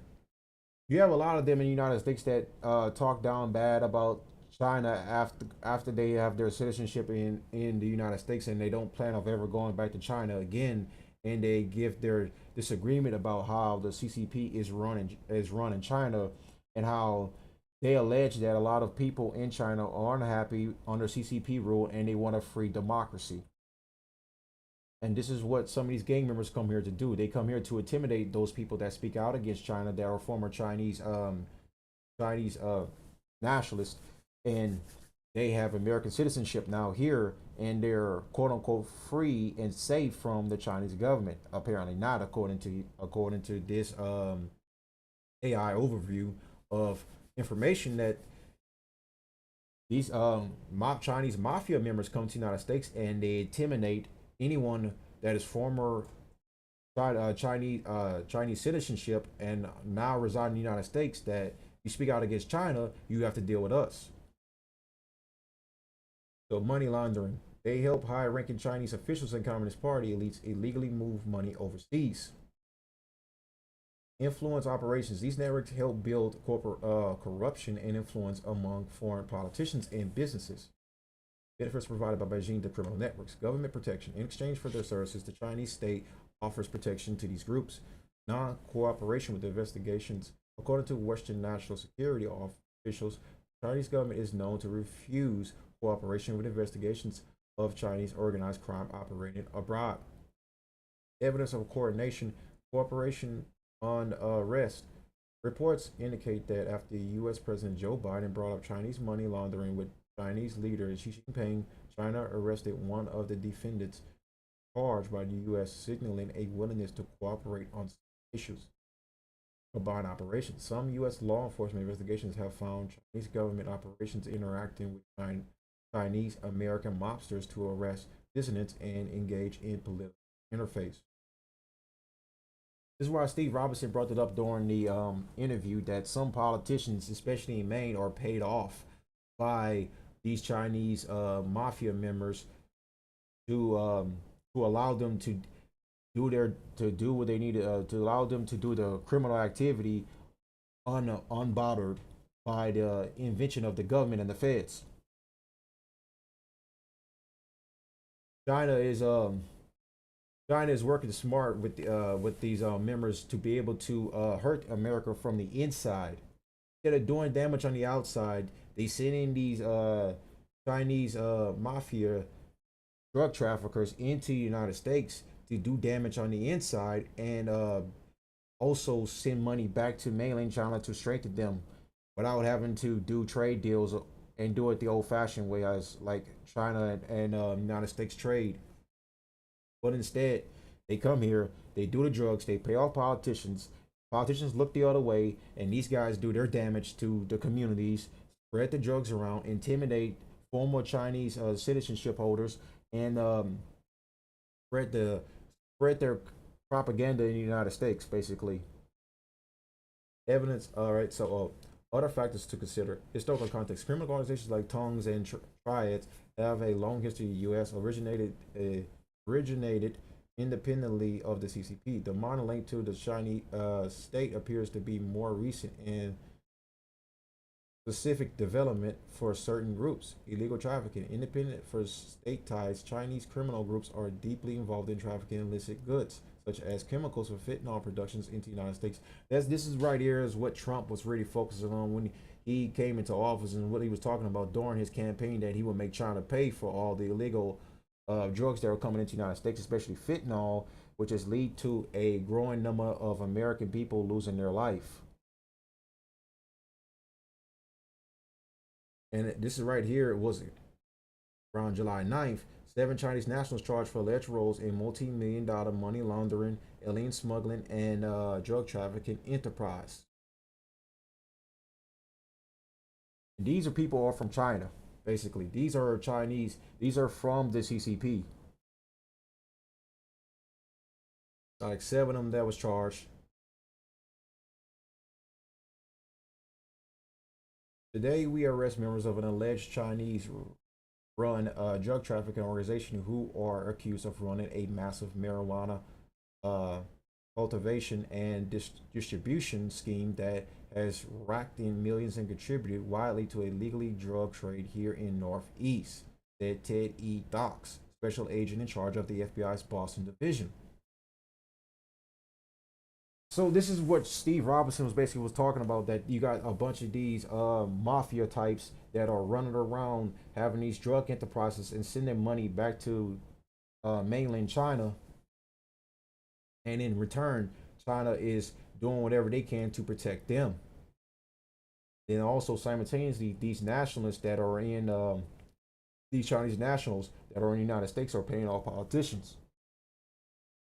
Like I said before, what they're paying them off for? To look the other way and to allow their drug enterprises to keep growing in numbers and to keep growing in monetary gain. What they're trying to gain from this is to weaken the United States, get more people on drugs, and to also send money back to mainland China.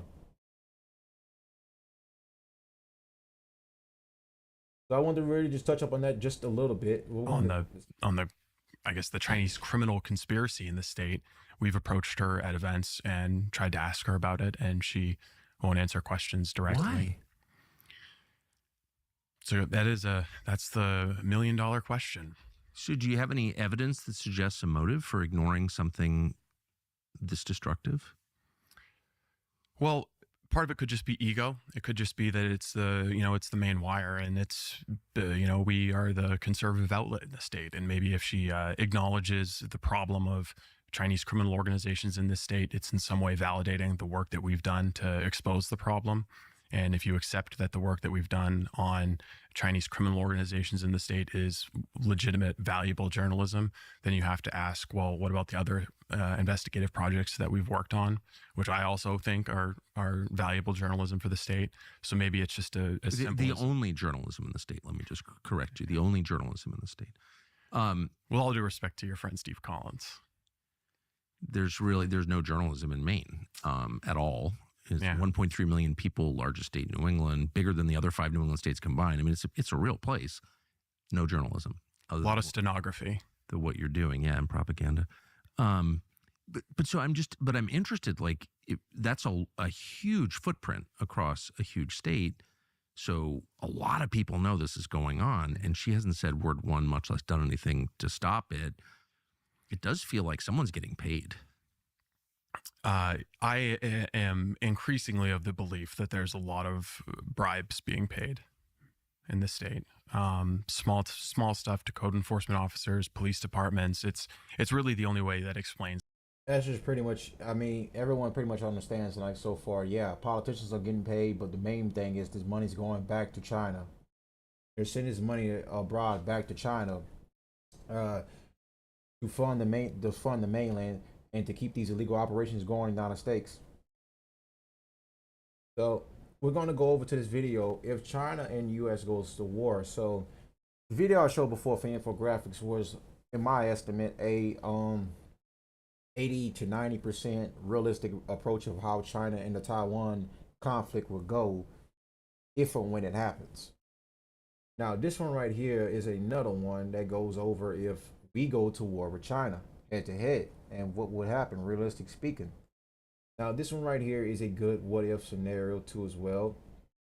I would say this is a little bit around like 70 to 80% accurate in my opinion, because there's a lot of other key things that I think what would happen too as well. Sitting in his office surrounded by his most trusted advisors, Xi Jinping feels ready. Over the past decade or more, he's spent... I'm going to up the speed to 1.5 for this one because we got to move on to our feature story tonight. Billions upon billions modernizing China's military. His nation now has nuclear weapons, around 500 of them, and he's built one of the world's largest navies. Add to that the fact that China's military has more active members than any other nation, with 2.35 million people to call on. He's going to bring war to the United States. But to do so, he has to carefully coordinate attacks throughout the Pacific. He knows that the United States has bases in Japan and South Korea, around 190 in those two countries alone, and a powerful navy that, though smaller than his, packs a lot more firepower. A full frontal assault on the United States, without taking care of those problems first, would be suicide. He needs to secure the Pacific, giving China a route toward the American mainland as a priority.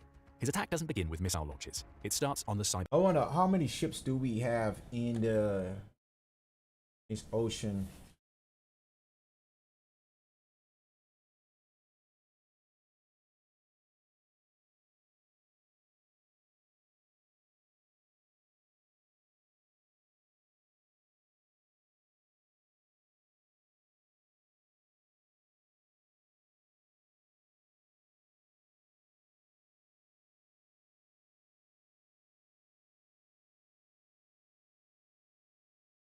There isn't fixed number of U.S. Navy ships in South China Sea at any given time. A diplomat frequently the U.S.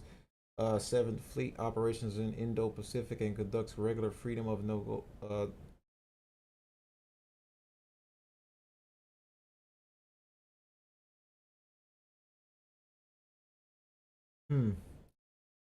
For example, in August 2025, two.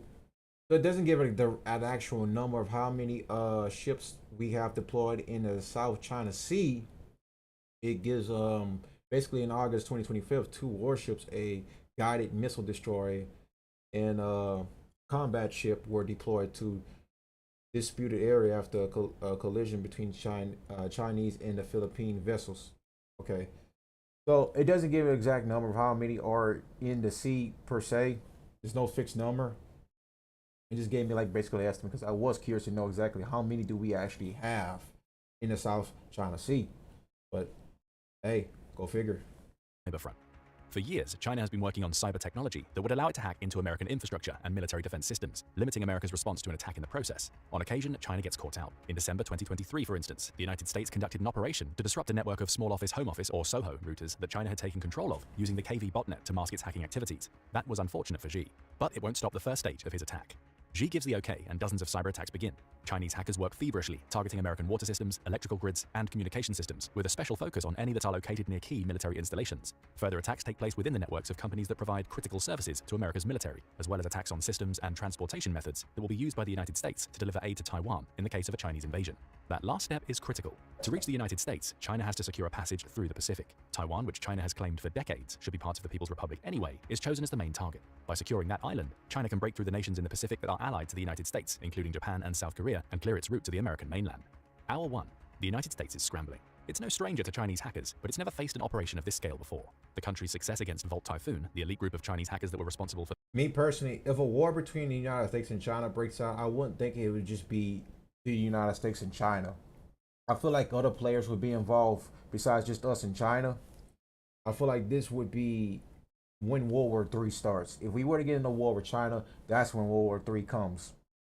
Because I feel like it wouldn't just be the two top superpowers of the world going at it. It would also involve the other superpowers and other key players that are involved. There were involved allies from both sides, whether it be NATO or BRICS, or whether it be other interventions of other means. But to me, this wouldn't just be just as simple as a one in person A or person B, or in this case, country 1 or country 2. No, this would be country 1, 2, 3, 4 against country 5, 6, 7, and 8, 9, and 10.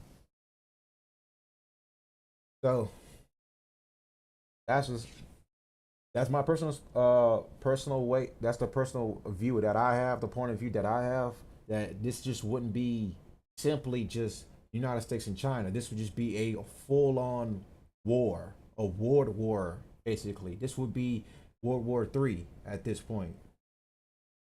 Nuclear war.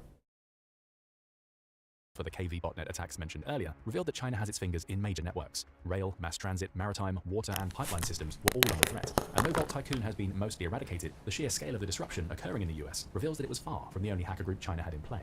America is left chasing shadows, at least for a couple of hours, which is all China needs to start the next stage of its assault. Xi Jinping gives the okay for the next and boldest part of its strategy, activating the People's Liberation Army Rocket Force, or PLARF. The group has around 120,000 members, who combine to operate 6 known ballistic missile bases throughout China. However, the PLARF's real strength lies in the sheer number of missiles it has at its disposal. Recent estimates from the US Naval Institute place the number at somewhere around 4,000, all of which are capable of targeting ships moving at sea, in addition to static land-based targets. Both capabilities will be needed by Xi.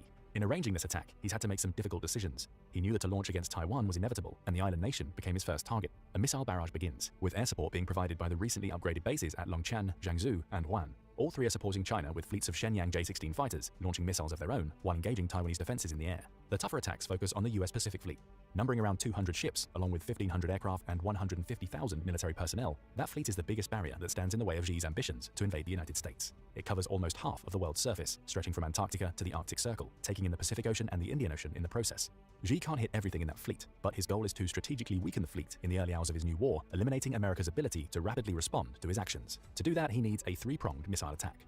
First, he has to engage the naval bases the United States has set up in Japan, South Korea, and the Philippines. It's a risky move. Any missile strike on these nations will surely cause collateral damage, potentially bringing all three of them into the war in support of the US. But failure to strike now means leaving nearly 200 bases ready to launch an immediate counterattack supported by around 79,000 troops. Xi can't take that risk. Hordes of Dongfeng 26 or DF-26 missiles are launched towards America's bases in Japan and South Korea. Each missile has a range of 2,485 miles, easily ensuring they can reach their targets. They're accompanied. I'll give the military show who put this video together, give them a follow and give them a like too as well. This is a well detailed and graphic video of possibly a future war between us and China. By shorter range missiles such as the DF-16 for a simple reason. Xi needs his DF-26s for attacks further afield. Those very missiles are also part of the second part of China's missile barrage, attacking closer to the United States. More are sent flying toward Guam, targeting the Anderson Air Force Base in Yago, as well as Naval Base Guam in Santa Rita. Xi also unleashes the new jewel in China's missile crown to strike Hawaii. The DF-27 is a hypersonic missile that can just about reach America's east coast and is capable of evading US missile defenses. It'll be Xi's chief weapon when attacking the American mainland, at least during the early stages of the war. Finally, the third strike, attacking American ships that are currently in the Pacific. Chief among the targets will be the small fleet of cruisers America has in the water near China, including the USS Shiloh and USS Mobile Bay. All told, there are 9 of these ships, all packed with heavy armaments and strong anti-air defenses that China hopes to either eliminate or damage heavily. Secondary targets include the much larger fleet of US Navy destroyers, which pack less of a punch than the country's cruisers, but will still be enough to cause serious damage to the Chinese fleet if they're allowed to go unchecked. There are dozens to target, and Xi knows that he won't be able to take out all of them, but the more he can destroy with missiles now, the easier he'll find his invasion of Taiwan and subsequent passage to America. However, Xi's missiles won't have clear paths to their target. Though his cyber attacks have left the United States scrambling, it hasn't shut down the country's missile defense systems. America's DSP satellites, overseen by its Space Force, easily detect China's missile launches, giving President Joe Biden time to organize the country's defenses. Chief among these will be its ground-based interceptors, or GBIs, of which there are currently... As you can see, this video was also made a year ago. There's I think there's one recent one. This one's from War Fronts. There's one recent when Trump's in office, of course. Some of these ones that were made like a year ago when Biden was in office, or in my opinion, better. So sorry if I picked out some old ones. I should have picked out the recent ones with Trump also being in office and how military would be better equipped if Trump was the one leading the country. But hey, it's still a pretty good video. You gotta enjoy it because, like I said, this is more accurate. These are more accurate, like, representation of what would actually happen, in my opinion. 44 active in the United States. Most of these systems, 40, are stationed in Alaska, though they're still capable of destroying intercontinental ballistic missiles, ICBMs, traveling at around 15,000 miles per hour. The other 4 are stationed in California, much closer to China's Hawaiian targets, and will be responsible for providing most of America's defenses against China's missile barrage. There's just one problem. What if any of the missiles contain nuclear warheads? Biden consults his advisors, who conclude that possibility is unlikely. American satellites show that the missiles are on course to hit its Pacific bases and Hawaii, suggesting a conventional strike. If Xi were going nuclear, his ICBMs would be on their way to Washington and other key strategic locations in the American mainland. Right now, the strategy is clear. Evacuate troops from the anticipated strike zones and hunker down. A counterattack will come, but at present, the US has to rely on its missile defense systems. Across the Pacific, Xi watches and waits as the first of his missile barrages travel toward their targets in Japan and South Korea. Both have activated their missile defense systems to guard America's bases, with the platform they rolled out alongside the US toward the end of 2023, giving them advance notice of the missiles China has launched. Many get shot out of the sky, falling harmlessly into the Pacific, but the sheer number of Chinese missiles overwhelms the defenses. Okinawa is practically destroyed. As home to most of America's overseas military in Japan, it was the chief target of these strikes. At the Kadena Air Base, missiles rain down on F-15 Eagle fighters, E-3 Sentry planes, and KC-135 Stratotankers. The latter are especially important targets. They'll limit America's ability to refuel its aircraft in the air, restricting them to using the bases that China is so steadfastly attacking. The strike could be considered a success, killing thousands of American troops in the process, but Xi knows the bases aren't fully out of commission. He can't launch a ground-based invasion just yet, meaning the surviving crews at these bases will be able to rebuild quickly enough to continue to serve as launching points for the US Air Force. That's okay, he only needs them down for a few days. More missiles make their way toward cruisers and destroyers that the US has stationed in the Pacific. These ships are a little harder to strike, not least because they're not remaining still. Orders from American command have told all to start moving in erratic patterns, hoping to send Chinese missiles off course in the process. The tactic works in some cases, though not in others. China is successful in cutting down about half of America's cruisers, as well as several dozen destroyers. Again, a qualified success for Xi. A few minutes later, China's DF-27 and DF-26 missiles are drawing nearer to Hawaii.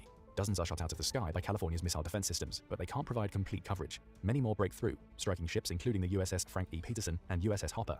Xi had hoped his strike would also take out at least some of the 13 submarines stationed in Hawaii, but no such luck. Even with his cyber attacks wreaking havoc, the commanders and crews of those submarines received orders to submerge underwater, safe from the missile barrage, until the US was ready to fight back. By the end of the first few hours of the conflict... So, when I watch this video, I get the impression that China's missile fire power is better than ours. Their firepower is slightly better than the United States' firepower. It can definitely do damage, of course. Like I said, if I look at any country that could challenge us, it could be China. Now, could they beat us? That's another question. But challenging us, China definitely could challenge in a full-on war between the United States and them. China definitely does have the firepower and weaponry to keep up with us. And I hate to say, in the ground warfare, I have China over our troops right now, currently speaking. Our weaponry is nothing to really sleep on, of course, but you have to also, if you're underestimating China, then I hate to say, you just don't understand exactly military warfare and don't understand exactly the weaponries and the firepower China actually has it at its disposal. It pretty much is capable of doing very, very bad damage to the United States. Very bad damage, especially to naval ships, to aircraft carriers, and basically to the United States. If, say, their ground troops were to invade the United States, which is very unlikely, I think this should just be a sea and airfare battle more than a ground battle. From the at the start, it would be, but then I think at some point there will be some form of ground invasion, maybe in China compared to the United States. China has expended nearly a quarter of its 4,000 missiles. It has wreaked devastation on the American bases in Asia, though at the cost of drawing Japan and South Korea into Xi's war. America's Pacific Fleet has been severely weakened, with Xi's cyber attacks also limiting the speed in which the US can respond to what I said earlier, also, I don't mean to keep pausing it right quick, and then we'll get back to the video. Like I said, it would just be China and the United States. Other players would be involved because South Korea and Japan are our allies. If China was to do something, those two would come in because they're they're part of NATO, and they would get involved too. So this would just be a war between us. Key players, other key players will also be involved as too. So this would just lead to a bigger escalation that's going to involve everyone at some point. And this could also lead to, I hate to say, nuclear warfare.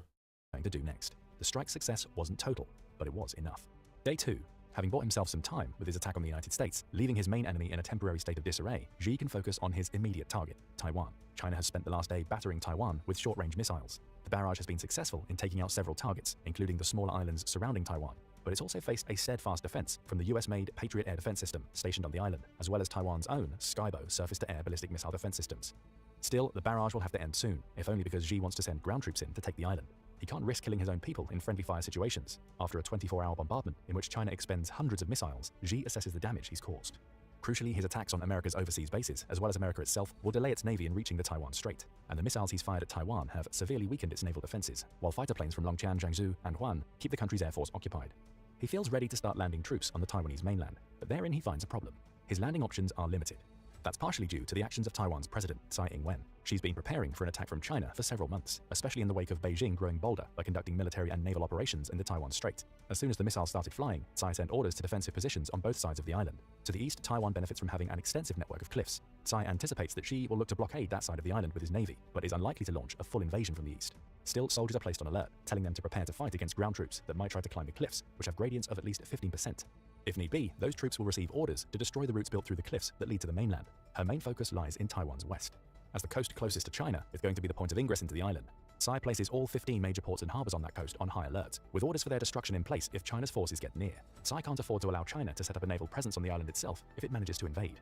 Then there are Taiwan's beaches. All are heavily fortified, with any Chinese troops that manage to land having to make their way through scores of barbed wire-laden defenses just to achieve any hope of reaching the roads that lead to Taipei. The waters leading to most of those beaches are less than 50 feet deep, meaning China can't land troops en masse. It must take them most of the way before ferrying them across in smaller vessels, all while being subjected to missile fire from Taiwan. Those waters are also packed with shallow mines, with the beaches also containing anti-landing spikes that will prevent China's tanks from making inroads. And if worse comes to worst, Tsai can collapse the roads leading into Taipei from the west, forcing Chinese troops to navigate challenging terrain if they ever hope to reach Taiwan's capital. Tsai is going to make this a war of attrition, and that spells bad news for Xi. Day 3. The United States is almost ready to counter the initial Chinese offensive. But before it does, Biden puts on his diplomatic hat as he prepares to exploit a key weakness in Xi's plan. One of China's biggest challenges in the war is economic. The country relies heavily on importing goods, spending $2.56 trillion in 2023 alone. Biden has spent the last 3 days organizing heavy sanctions against China, with America's network of allies finally paying off. China will not only struggle to import goods and equipment from the United States, but it'll also be cut off from its European trade partners. All agree to not sell to or buy from China, essentially creating a blockade for as long as the war lasts. That blockade extends to oil. China imports 11.8 million barrels of oil per day to keep itself running. Much of that oil comes from Russia, which is now responsible for about 19% of the oil China buys annually. However, the other 81% comes from countries like Saudi Arabia, which are allied to the United States. Leveraging diplomatic pressure, as well as the concerns that other Asian nations such as Saudi Arabia have related to Chinese expansion, Biden is able to cut off most of the oil reaching China. Yes, Russia will supply Xi, though it isn't able to cover the massive shortfall that results from America's sanctions. And given Putin's war in Ukraine, he also can't risk Russia's trade with other countries for the sake of solely supporting China, especially given that he faces his own sanctions. Xi didn't expect this. Now he faces a shutdown. China has to defeat the United States in a matter of months, or else its resources will dwindle to the point where it's practically starved out of the fight that it started. Day 4. With sanctions in place and trade routes in the process of being cut off, Biden's next move is to speak to his allies in NATO. After all, China directly attacked America on its own soil by launching missiles at Hawaii. It also attacked America-owned military bases overseas, which would also constitute an attack on the US. All of this plays in Biden's favor for one reason: Article 5 of the NATO Charter. According to this article, if any NATO ally or member nation is the victim of an armed attack by another country, every other NATO member will consider this an act of violence against themselves. In short, China's attack on the United States has brought most of Europe into the fold. Biden has been cooperating with NATO members from the moment he detected China's missiles. Collectively, that makes him ready to utilize the power of 31 nations, including what's left of the United States defenses. The focal point of the counterattack is obvious: the Taiwan Strait. What did I say? I said that earlier. I did say that earlier. You have to also take in the fact that other players can be involved in this war. It wouldn't just be simply just United States and China. They say that NATO will be a big part in this. But then you also got to account for BRICS will also come involved too as well. Xi has failed to take Taiwan with his missile barrage and now faces an extended conflict in which he's losing thousands of troops every day to his attempts to land on Taiwanese beaches. Even if he manages to break through Taiwan's defenses by simply throwing sheer numbers at the island, his troops will face an urban warfare campaign that will see them fight tooth and nail for every street they manage to claim. Xi didn't expect this. And this war of attrition all adds up to time that the US and its allies can take to prepare an attack. The strategy is to combine America's naval resources with those of its NATO allies, as well as the navies of South Korea, Japan, and Australia. The latter will also be a focal point of the counterattack, as China neglected to destroy the bases America has set up in Australia. The United States sends a fleet of ships, including most of its stock of 11 aircraft carriers, toward the Taiwan Strait. They're accompanied by one of the UK's aircraft carriers, the HMS Queen Elizabeth, loaded with Typhoon FGR-4 and F-35B Lightning jets. Similar support comes from Canada, which commits half of its 12 frigates to the American cause, as well as Japan, which sends most of its fleet of 36 destroyers. South Korea hesitates. It's happy to support the US in any way that it can, but it also has to be wary of North Korea, which could see China's attack as an opportunity for it to start a war with its southern neighbor. If South Korea commits its naval or aerial resources to America now, it leaves itself open to attack. Biden understands this, resulting in South Korea's role being to keep watch over North Korea to ensure it doesn't get involved in the conflict. And now the US has an allied fighting force that's capable of fighting against China in the sea or air. The fleet sets sail. Week 2. Xi has been bombarding Taiwan to no avail. Every attempt to land ground troops on Taiwan's beaches is met with missile strikes and fierce beach combat. Yes, he's slowly whittling away at those defenses, but for each victory he achieves, a road is destroyed or a tunnel collapsed by Taiwan, forcing his troops to divert over difficult terrain to get to Taipei. The few who managed to reach Taiwan's capital have been destroyed in urban warfare. This was supposed to be a quick victory. It had to be. Every day that China doesn't control Taiwan is another day in which American counteroffensives draw nearer. Finally, 2 weeks after his missile launches, Xi faces the prospect of American naval and aerial assets reaching the Taiwan Strait. Worse yet, they're supported by NATO and Japan, neither of which wants to see China gain more influence, be it in the Pacific or the Americas. Worse yet for China, its navy, though larger than America's, doesn't compare in terms of sheer firepower. Though Xi was successful in destroying almost 24 of America's destroyers in his missile barrage, that still leaves 68 to contend with, around 20 more than China has.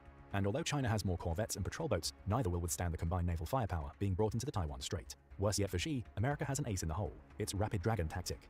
Over the past couple of years, the United States has been retrofitting some of its cargo aircraft so they're capable of dropping pallets of long-range missiles. Each pallet can be stocked up with 30 AGM-158 JASSM cruise missiles, which have a range of between 229 and 1,118 miles, depending on which version of the missile is launched. Stacked into America's MC-130J aircraft, which Xi didn't target as he didn't believe them to be a threat, these pallets start raining cruise missiles down onto the Taiwan Strait. Those missiles serve two purposes. If they hit a Chinese ship, their 990-pound WDU-42B penetrator warheads can easily destroy most targets. But even if they fail to hit, such a large barrage of missiles launched simultaneously will confuse the missile defense systems built into China's larger warships, as well as those in the 3 air bases that are the launching point for China's fighter jets. While the missile defenses are focused on a flurry of JASSM cruise missiles, more targeted strikes can take out targets. The Allied forces turn the tide in the Taiwan Strait. Month 2. Xi has lost the clear passage into Taiwan that he'd established during his initial invasion. He's still getting troops onto the mainland, though each landing is subjected to Taiwanese defenses along with assault. Right now, the way he's giving a perspective that it will just be China just against NATO, it just seemed like an unfair advantage because China's basically fighting against the whole world at that point. Where's their allies during this whole time? You know, like I said, he's also accounting for the fact that Russia is still currently busy with the war with Ukraine. Iran is well, this was before that conflict, but Iran is probably still recovering from their 12-day war with Israel. Pakistan and India had already had their little conflict, and now they've come to peace and probably don't want to get involved with the United States and get involved in any type of conflict. So, but in any North Korea, which is a dark horse in all of this, possibly would get, in my opinion, now that I've seen Kim Jong-un at the military parade, is a possibility that I would add him into this mixture, that he will also send troops and send weaponry to along to help with China. Now, of course, is North Korea's weaponry up to date compared to the United States? Probably not, but they do have nuclear weapons. And that's what the United States was trying to stop North Korea from getting. But unfortunately, they were able to obtain them. And we didn't do much to really prevent North Korea from getting their hands on nukes. So now North Korea has nukes and we really can't do anything to them really without facing possibly retaliation. From the US and its allies' navies. Worse yet, he's lost air superiority. In truth, he never really had it. Taiwan's 142 F-16 fighter jets, many of which have been upgraded, may be technologically inferior to China's J-20s. The infrared search and track, or IRST, built into the J-20s, means that it's far more capable of tracking and eliminating a target than the F-16. But Tsai knew this, and knew that support was coming from the US. She's used her F-16s to delay rather than defeat China, just as she's used. This is almost giving like a different scenario from the previous video we watched just not too long ago. And the reason why it's giving you like a different scenario, because it's showing you simultaneously what happens if China was to go directly to war with the United States instead of going to invade Taiwan. As you can see, China was already pretty much exhausted a lot of its missile warfare. And now they are simultaneously going to fight Taiwan, who's also an ally of the United States. And now basically Taiwan's getting the upper advantage because of the fatigue China's feeling from that little conflict against the United States. So in this scenario, China decided just to come at us first before they decide to go at Taiwan. Now that they're going at Taiwan, Taiwan's basically got somewhat of the upper hand against China because of the fatigue it's feeling from the small little conflict against the United States. The beach and urban warfare tactics to keep China from sending hundreds of thousands of troops into Taipei. Now the US and NATO are in the Taiwan Strait, and they're pushing Chinese forces back to their home country. Constant missile barrages on the Longqian, Jiangsu, and Huan air bases have rendered them practically unusable, making it a struggle for China to get new fighters into the air as quickly as it had managed before. America's aircraft carriers, of which it brings 8 to the Taiwan Strait, can each hold around 75 fighters. But in reality, I just think China would probably go for Taiwan before it would come for warfare with us first. The only way of a set warfare with China is if we go and invade Taiwan, or if we go to Taiwan and try to stop China from invading Taiwan. Bringing the Allied forces to a total of 600 when at full capacity. Add to that the Rapid Dragon strategy, and America and its allies are shutting down every attack China attempts. It's not long before America's Navy cuts off the passage into Taiwan. Cut off from their target, China's naval and air forces begin a retreat, leaving the few thousand Chinese troops still in Taiwan stranded. They'll be picked off by Taiwan's forces in Taipei, assuming they get there. And with the US now firmly entrenched in the Taiwan Strait, it's able to land troops on the island's beaches to attack the remnants of China's forces from the rear. It's a lethal pincer movement that soon puts paid to Xi's invasion. Still, it hasn't all been clear sailing for the US. China has managed to use its strong submarine fleet, with its 6 Shang-class nuclear submarines leading the way, to take out 2 of America's aircraft carriers. It's a difficult loss, especially given that those carriers housed about 150 fighters between them. But America's submarines are just as lethal. Though it has fewer submarines than China, around 60 to China's 78, its crews are better trained and have fewer targets to strike. Both of China's aircraft carriers, brought into the conflict due to the American assaults on its air bases, are taken out, minimizing China's impact from the air. Xi has to face a very real possibility. He's about to lose this war. Month 3. China has stubbornly refused to give in to the overwhelming force being applied to it. The country's navy lies in tatters, with only a fleet of patrol boats guarding its coast to back the few corvettes and frigates it has left. Xi has called his ships back, anticipating an invasion by the United States into the Chinese mainland. Xi has failed to take Taiwan. And in attacking the United States directly, he's only discovered that America's NATO allies take Article 5 very seriously. The same goes for other allies, including Japan and South Korea, which have aided the US both because of their military alliances with the country and because neither wants to see the spread of Chinese influence in the Indo-Pacific. Xi knows he's miscalculated. Now he faces a very big question. Does he launch nuclear weapons? China has around 500 nukes, as well as ICBMs, capable of reaching the continent. That's a key point to take into consideration because, yes, China is a nuclear power. Yeah, 500 nukes, exactly. Probably anymore. Today they're designing more because this video is a year old, so they are designing more. So there's no telling exactly how many nukes China has at its disposal right now, currently speaking, because they are making more, actively speaking. So in this scenario, if they feel like they're losing, they're gonna fire their nuclear weapons. United States. His country's CSS-4 Mod 2 Mod 3 missiles could do the job thanks to their 8,000-mile range. The DF-41 can also hit the mark, as it's capable of traveling nearly 7,500 miles. But Xi thinks better of it. Launching his nuclear weapons against the United States would mean a response in kind. And while America's Minuteman III ICBMs lack the range of his missiles, the country's submarines and aerial bombers could easily drop nukes all over China if provoked. Ultimately, China is forced to capitulate, though its military would prove a strong match for the United States alone and could even have the potential to defeat its American counterpart. It simply can't stand up to such a powerful united front. Taiwan proved stronger than Xi expected, with his failed invasion meaning plans to reach the American mainland never got off the ground. And with most of Europe, thanks to NATO, gunning for him, he can't escape the fact that he's been overwhelmed. Add to all of this the effects of the sanctions and trade blockades America created within days of him starting his war. They've slowly sapped the morale of the Chinese people, resulting in them being ready for surrender. America wins the war, but it's a win that came at a cost. It will take the US years to rebuild its war-torn navy, and along with its NATO allies, it will be heavily involved in imposing military restrictions on China for years to come. However, it's proven the impact that its cooperative approach to defense can have in a battle against one of its greatest rivals, putting any other major military power that might dare to attack the US on notice in the process. Of course, this is just one of many potential scenarios that could play out if China and the US went to war. It's also optimistic in favor of the US. But what could China do to prevent this series of events from happening? Would they happen at all? Or do you think the US may struggle to receive the support it needs from NATO and its allies in Asia? Tell us what you think in the comments. All right. So, just to recap, military might of China looks far superior than us. Well coordinated. Weaponry looks amazing. Hypersonic, ballistic, supersonic, aerial capabilities, whatever. Then I gave you the scenarios between two different types of warfare scenarios. Invasion of Taiwan, which is more practical than them just coming at us directly, especially with NATO allies. And yeah, so that's just pretty much to capitalize everything. And also the Chinese mafia causing very much trouble in America on behalf of the CCP, spreading drugs, making money, laundering money, and also trafficking illegal immigrants, and also sending set money back to the mainland of China,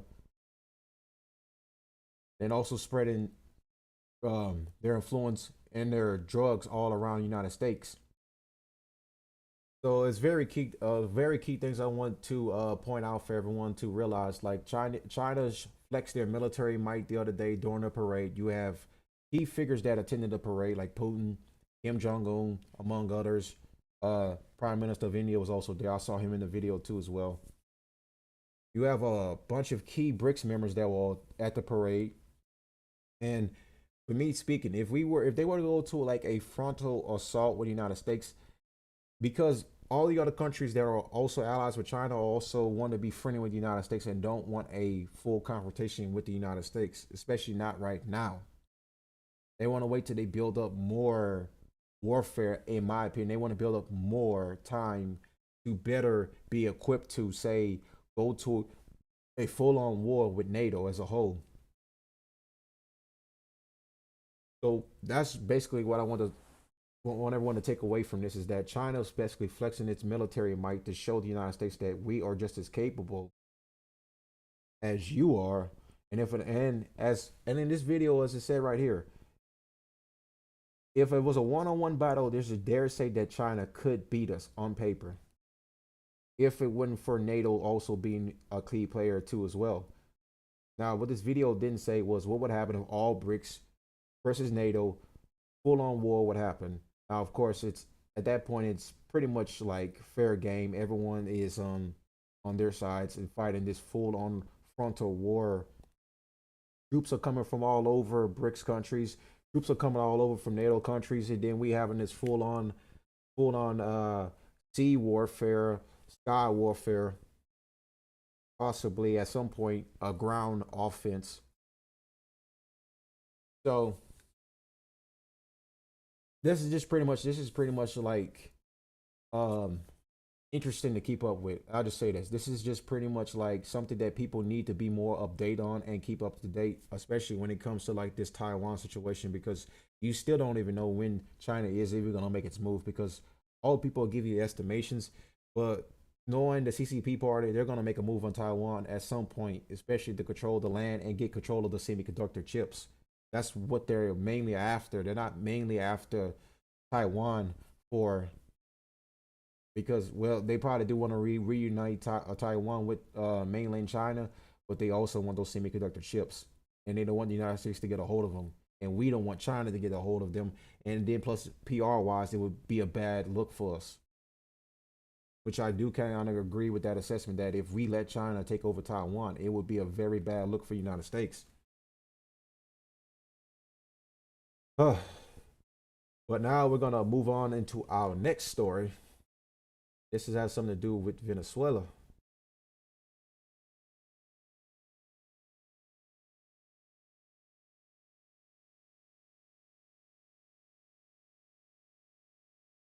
Right. So as everyone knows, Venezuela, our next story, our feature story of the night actually, we're talking about Venezuela and what's going on over there. So we're talking about Nicolas Maduro, bless me, the ruler of Venezuela. He is a Venezuela politician, former union leader, and dictator who has been serving as the 53rd president of Venezuela since 2013. This guy's ran 3 times, has won 3 times, and now he's just the complete ruler of Venezuela now. Like, he just basically he's a dictator now. And now Maduro is, there's a lot of controversy surrounding Maduro. A lot of people in Venezuela hate this guy. They're saying he's destroying the economy. He's a ruin. He's leading to an increase in poverty, and basically he's a leading cause of drugs that are coming from South America region into the United States. That's what the Trump administration has accused him of, and they've even put a bounty on Maduro's head. So he is a member of the United Socialist Party. So Maduro is a socialist. He had previously served as the 24th vice president under President Hugo Chavez from 2012 to 2013, and was also the Minister of Foreign Affairs from 26 to 12. I'll just skip all the other stuff and where important information here. Okay. So in 2024, he ran for a third term election, which Maduro aligned National Electronic Council claimed he won without providing evidence, casting Venezuela into a political crisis. The opposition gathered voters' tallies that showed their candidate Edmundo Gonzalez had won the most votes. Maduro was sworn in. This was a very controversial thing that Maduro won. So we're gonna get like as you can see right here from Al Jazeera, stark split in word reactions to disputed Venezuela elections. This is a very controversial election. Many people don't even believe Maduro's actually really the president right now. They believe that it was cheated and it was robbed and it was given to Maduro, and now he's like the illegitimate ruler of Venezuela. And the Trump administration has a hard on for trying to get this guy prosecuted. As a matter of fact, he was found guilty and he is to be awaiting trial in the United States. But the problem is he's in Venezuela and he's the dictator of Venezuela, and he's not gonna obviously not gonna come to the United States and come stand trial, because I mean that would be kind of dumb on his end. But they are what the government is hoping for, what the GOP is hoping for, is that with the increase of his bounty, they're hoping that some members in his cabinet are going to turn on Maduro and turn him over to the United States. They hope the citizens rise up and cause a coup and overthrow him to the point where he's arrested and then shipped over here where he's awaiting prosecution. So we're gonna go over read this article. We're not gonna read all of it, of course. So reactions to the announcement that President Nicolas Maduro has won a third term in Venezuela elections illustrate the globe's deep divisions. Venezuela's electoral authority declared on Monday that Maduro had won the race with 51% of the vote. However, the opposition says that their candidate, retired diplomat Armando Gonzalez, took about 70%. That is what's so controversial right now because everyone believes Gonzalez is the rightful president of Venezuela. The electoral body has yet to release official voting tallies from Venezuela's 30,000 polling centers, hampering the opposition's ability to verify the results. However, the reactions to the announced results have come quickly. As you can see, we got a couple of countries, right? United States, United Kingdom, European Union. I'll read like the United States one. So, Secretary of State Anthony Blinken said the U.S. has serious concerns that the result announced does not reflect the will or the votes of the Venezuelan people. It is critical that every vote be counted fairly and transparently, and that election officials immediately share information with the opposition. Independent observes without delay, and that the electoral authorities publish the detailed tabulations of votes, he said. All right, and I'll read the United Kingdom. London said it was concerned by allegations of irregularities in the vote count. We call for swift and transparent publication of full, detailed results to ensure that the outcome reflects the vote for the Venezuelan people, the Foreign Office said in a statement. So many countries have their different reactions, and then of course you can go find this article. It's on Al Jazeera, free to read. Many people believe, and this was in 29 July 2024. This was before Trump was elected for his second term. This is when he was running actually. So a lot of people, including the United States, United Kingdom, had different mixed reactions about this election win and believed that this election was basically going to say stolen. A lot of Venezuelan people are were devastated that Maduro won for a third time, and now currently he is, I quote, and this is from more Venezuelan people on the ground, that he's bleeding the country dry. So we're gonna also, I want to talk a little bit about that bounty that I brought up earlier from Maduro. So as you can see, wanted Nicolas Maduro Moros reward increase up to $50 million. I'll just scroll down here to the last part. After initially offering a reward up to $15 million, which that was what was originally offered before they increased it, for information leading to the arrest and or conviction of Maduro in 2020, the Department of State on January 10th, 2025, increased the reward offer to up to $25 million. That was the second increase. On August 7, 2025, the department announced that the further increase in the award offer up to $50 million. This is currently where the bounty currently stands at, and is only going to grow more and more until the United States has Maduro in custody. After the Department of Treasury sanctioned Cartel de Sons as a specially designated global terrorist on July 25th, 2025, as leader of the Cartel of Sons, Maduro is the first target in the history of the narcotics reward program with a reward offering exceeding $25 million. That means the United States is really gunning for Maduro. They really want him in custody.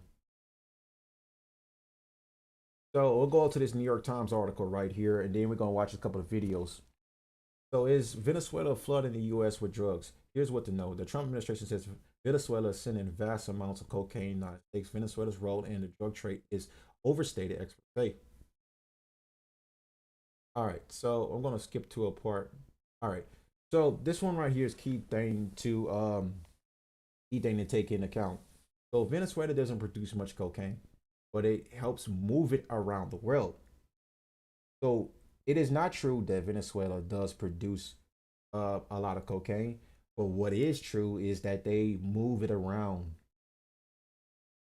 Venezuela is not a, and I quote, Venezuela is not a major producer of cocaine, but serves as a transit hub for it. The country's long, populous border with Colombia, the world's largest producer, and long coastline provide traffickers access to global markets. Weak state institutions and widespread corruption have entrenched the trade. U.S. indictments and leaked Colombian records describe Venezuelan security forces as overseeing drug shipments worth billions of dollars. So most of the drugs are coming from Colombia, and they're going to Venezuela to be shipped to the United States.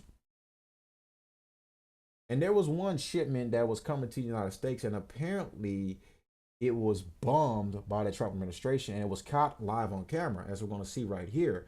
This is from NBC News. U.S. conducts strike on the boat from Venezuela. Tonight, the White House releasing this dramatic video of the U.S. blowing up a boat in the southern Caribbean. President Trump says it was carrying drugs from Venezuela and that the strike killed 11 members of the notorious gang Tren de Aragua, or TDA. We have a lot of drugs pouring into our country, coming in for a long time.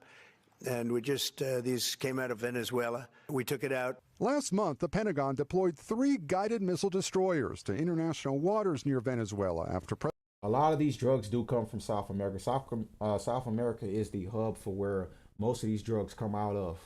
When you think of like Pablo Escobar, you think of Colombia, the hub of where all those major drugs happened during his time his reign of terror, basically back in the day, where he was the drug kingpin of South America. Of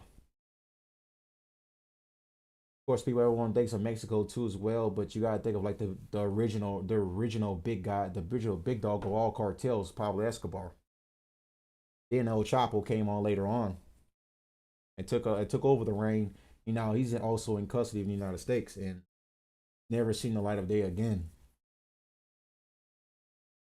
But of course, like I just read through the New York Times article, a lot of these drugs are not coming from Venezuela, they're coming from Colombia. But what happens when they go from Colombia is they go to Venezuela, and then Venezuela ships them by boat to the United States. President Trump designated several drug cartels, as well as TDA, foreign terrorist organizations. The U.S. did pull off a large-scale prisoner swap with Venezuela this summer. Now tensions with Venezuelan leader Nicolás Maduro are rapidly escalating. The Maduro regime is not the legitimate government of Venezuela. It is a narco-terror cartel. Tonight, the president saying no U.S. forces were hurt in the strike. Maduro has claimed that the U.S. military buildup in the Caribbean is aimed at overthrowing his government, and he's deployed troops along his borders. Tonight, a senior White House official is downplaying any possibility of the U.S. invading Venezuela, but says the president will use any means necessary to tackle drug cartels. Tom? All right, Gabe Gutierrez leading us off with that new video tonight. We thank you for watching. Maduro is he's worried about being captured by the United States. He's definitely concerned about that. As you can see with his decision to deploy troops at the coast of all ends of Venezuela, all over the island. So obviously the United States can put troops on the ground, or they don't even have to even do that. They could just send fighter jets and just bomb the place to hell and capture Maduro in many type of ways. Hell, they could even use intelligence assets to go down there and do it another way. But Maduro is very heavily protected right now, and he wants to ensure that it stays that way, and that he does not want to face prosecution in the United States. But at some point, my prediction is that they're going to keep increasing the money to the point where it's going to be so big that somebody is going to get the idea to want to betray Maduro and get him to the United States. All right, so I continue on. Estimates by the United States in 2020 said that 200 to 25 metric tons of cocaine flew through Venezuela annually, roughly 10 to 13% of the global supply. But other countries have a much bigger hand in moving cocaine. In 2018, 1,400 metric tons of cocaine moved through Guatemala. U.S. data shows in Venezuela's domestic cocaine cultivation is negligible, experts said. Like I said, we all seen that Venezuela is not known to be making cocaine. It's just not the cocaine capital of the South America. It's not. That would be Colombia. They just moved the cocaine for the cartels. And that's also because of bribery and also because of corruption. The main players to keep in play here.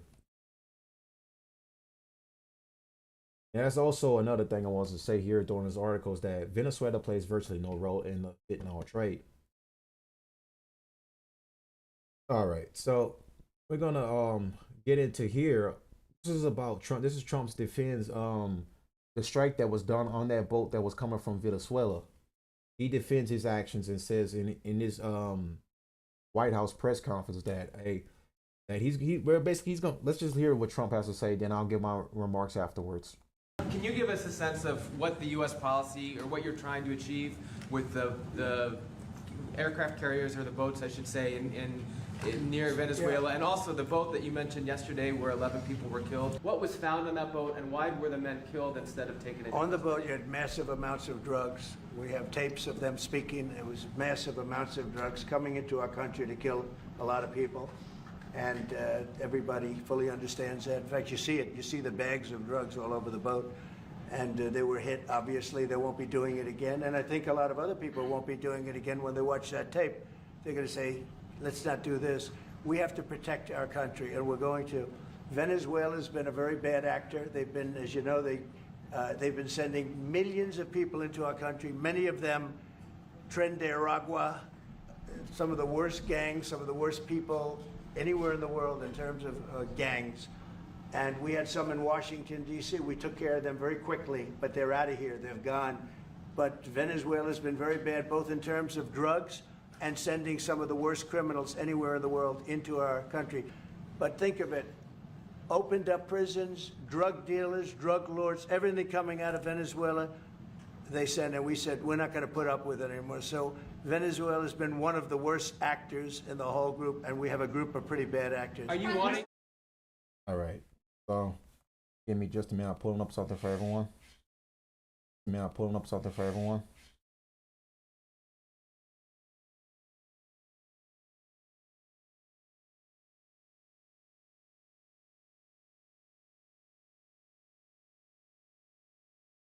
All right, so I have something for everyone right here. All right, so what role did the United States play in the recent Venezuela election? Well, I meant to put election, but it understood what I meant. All right, so the U.S. has played an active, though inconsistent role in the Venezuelan crisis by opposing sanctions on the Maduro regime, recognizing Juan Guaido as interim president in 2019, providing significant humanitarian and economic aid to Venezuelans. More recently, the U.S. deployed military assets to the Caribbean to combat drug trafficking, a strike on a boat leaving Venezuela, though their efforts have also drawn criticism from their contradictory nature and unclear objectives. So as you can see, during the election, they also, a lot of sanctions were put on Venezuela. They endorsed Juan Guaido as a interim president in 2019. The United States has a bone to pick. It seems like to me this is more than just about the drugs that are coming from Venezuela. There seems to be more to just this story right here. Why is it that they're going after Maduro for a reason? So we're gonna go on to Venezuela prepares for war. Maduro threatens U.S. forces. So this was from the same videos. As funny enough, this is from the same one we watched earlier when we watched what happens if China goes to war with the United States. This is from the military show channel. Again, they do some great stuff over here. We'll look up some stuff on the side right quick while you guys watch this video. To know that this was coming. After sending warships toward Venezuela, the US had to expect there would be some kind of response from the country. What that response would always be the question. Now we know. Venezuela prepares for war as President Nicolás Maduro has issued a threat toward US forces and the country's President Donald Trump. He won't take what's happening lying down, but what on earth is actually going to happen as tensions rise between the US and Venezuela? First, Maduro's warning. On September 1st, Newsweek shared comments that Maduro made in the wake of the US sending warships toward his country.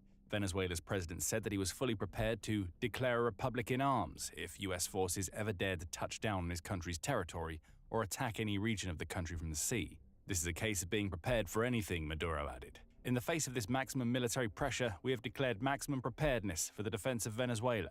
Maduro also told Trump exactly what he thought of what the US is doing. He called the deployment of American forces an extravagant, unjustifiable, immoral, and absolutely criminal and bloody threat. He's not wrong. At least not from the perspective of the US attempting to deliver a threat to Venezuela's hierarchy. And Maduro isn't the only member of that hierarchy who is up in arms about the US sending warships into nearby waters.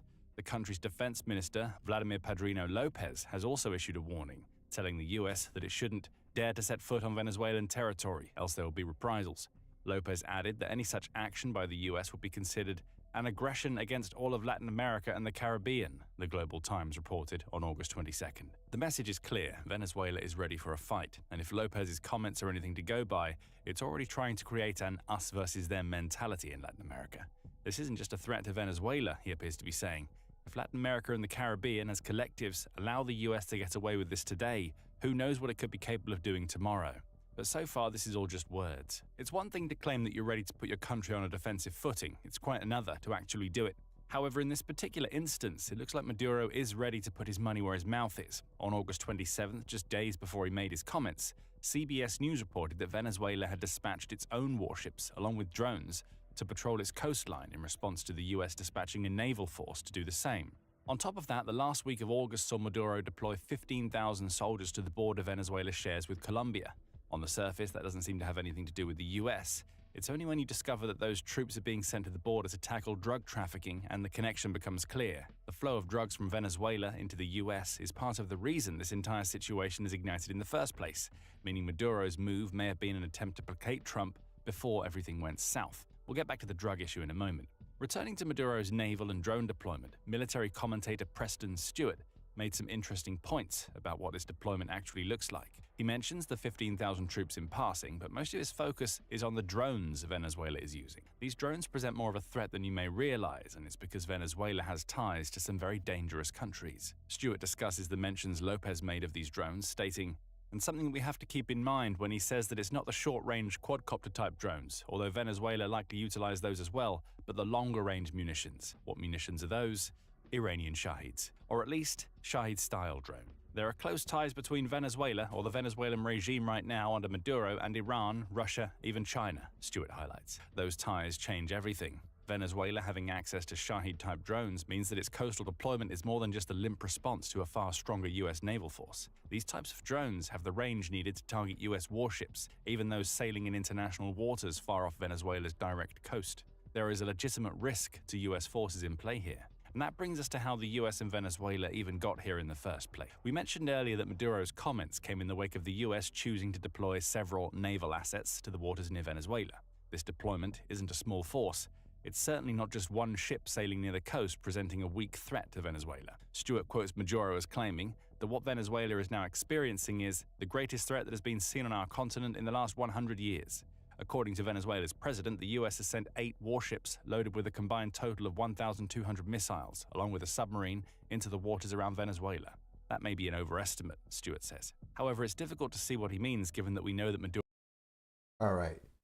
So, like I said, from it stems from a many of things right now when it comes to going after Maduro, where they be drug trafficking, narco terrorism, undermining democracy, and fraudulent elections, inspection, suppression, international recognition of Guaido he was an interim president in 2019, international pressure, human rights abuses, crimes against humanity, suspicion of dissent, and prosecution of critics. Okay.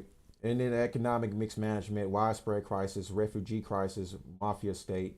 This is among many different things about Maduro that the United States finds very, very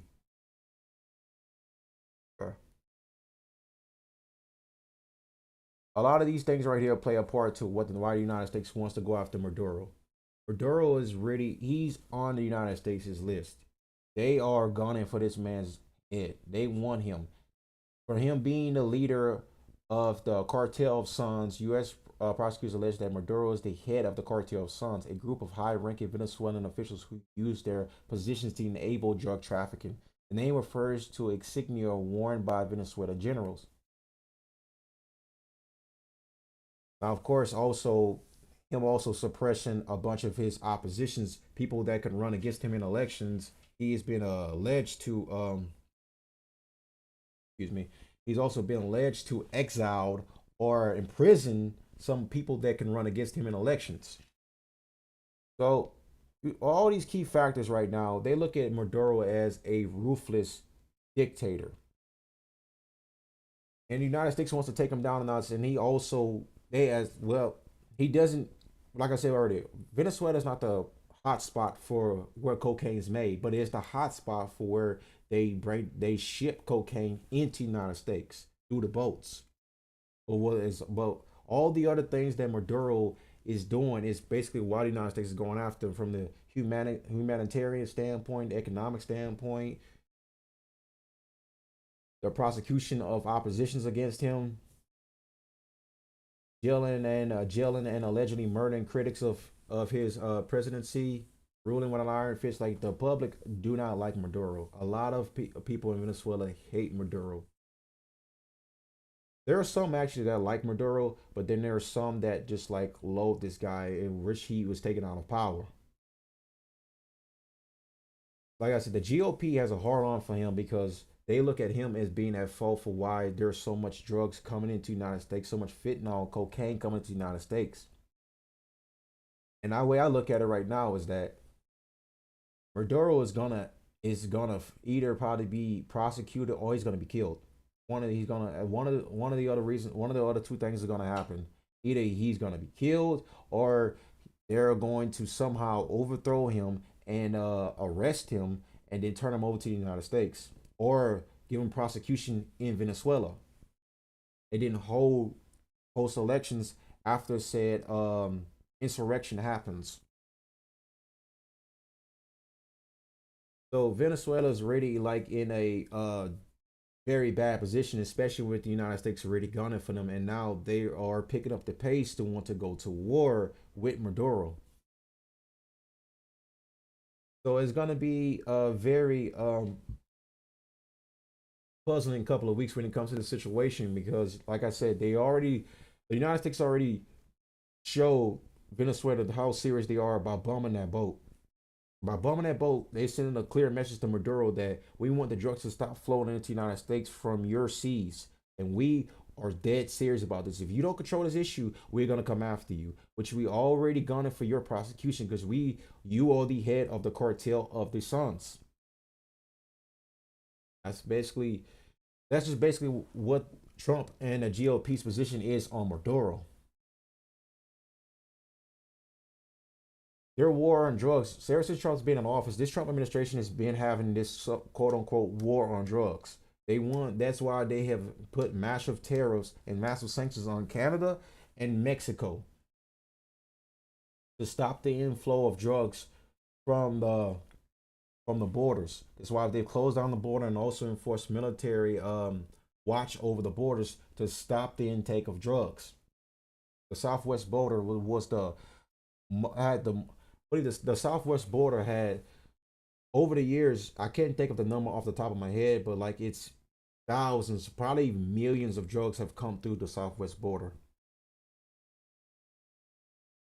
And that's in due part because of lack of border control agents and payoffs, bribes, blackmails. The border hasn't been, they just now finally, after how many years, have gotten the border under control, but there's no telling how long they can keep that up. And there's no telling it like into the next presidency if they would even choose to keep it the same way that Trump currently has it right now. That still didn't stop all illegal immigrants from coming through, but the border is still pretty bad right now. So we're going to move on. We're going to keep going with this video right here. Maduro is right on the money when it comes to the number of ships and submarines the US has deployed. Newsweek provides the details, reporting that the US has indeed sent a small fleet of warships. Among them is the USS Newport News, which is a fast attack submarine that runs on nuclear power. This is likely the sub that Maduro refers to in his claims. Above the waves, the US force includes a guided missile cruiser named the USS Lake Erie, a trio of Arleigh Burke-class destroyers, the USS Sampson, the USS Gravely, and the USS Jason Dunham, and a littoral combat ship named the USS Minneapolis-St. Paul. Oh, and the US wants to create the impression that it's prepared to launch a land assault. That's why it's also sent the USS Iwo Jima, USS Fort Lauderdale, and USS San Antonio, all of which are amphibious assault ships. These ships are used specifically to carry out landing operations. Perhaps the overestimation lies in the number of missiles Maduro claims. Stewart says the real number is far lower than 1,200. He says the US has sent 4 guided missile destroyers, each capable of carrying 32 Tomahawk land attack missiles, along with a submarine that has 12 missiles. That creates a total of about 140, not 1,200, though it is still a distinct attacking threat. Even worse for Venezuela, this many ships means a lot of US military personnel are sailing off the country's coast. That accounts for roughly 4,500 personnel, including over 2,000 Marines, to war. Let's see how big Venezuela's army is compared to the United States.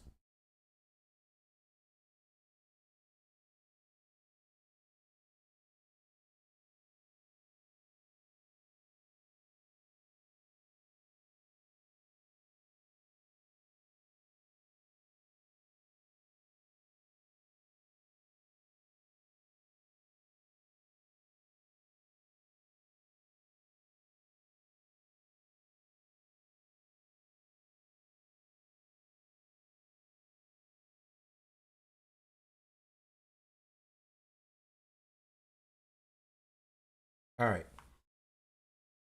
As you can see right here, let me pull up on screen for everyone. The U.S. military is overwhelmingly larger than Venezuela's, with the U.S. having over 1.3 million active duty personnel and hundreds of thousands of reserves, compared to Venezuela's estimated 95,000 to 150,000 active duty combatants and a much smaller overall military. So in a ground assault, this wouldn't even be nearly as close. It would not be close compared to the fact that there's millions of active soldiers on the United States side, and compared to the hundreds of thousands on Venezuela side, militarily wise, ground force, it would not even be close at all. Now, as far as the warfare conducted, I would believe Venezuela would probably implement a bunch of guerrilla warfare against the United States traditional warfare. And of course, there still could be some damage done on both ends, and there will be a lot of lives lost if there's boots on the ground. But I feel like there will be a lot of aerial fire and sea fire compared to boots on the ground. There won't be no boots on the ground until after a lot of bombardment comes from the air and from the sea. And then we will probably have boots on the ground afterwards once the damage is already done. So, as you can see right there, the numbers right there, military-wise, I mean, it's not even close. Venezuela's military is very, very small in comparison to us. So, I wouldn't even really take that as serious. So, as much as Maduro wants to feel like he's very safe, I mean, compared to a war with the United States directly head on, Venezuela would just lose, and the United States would just go over there and militarily take over Venezuela. Because at some point, they are going to make their move on Maduro one way or the other. And I foresee that in the next year or so.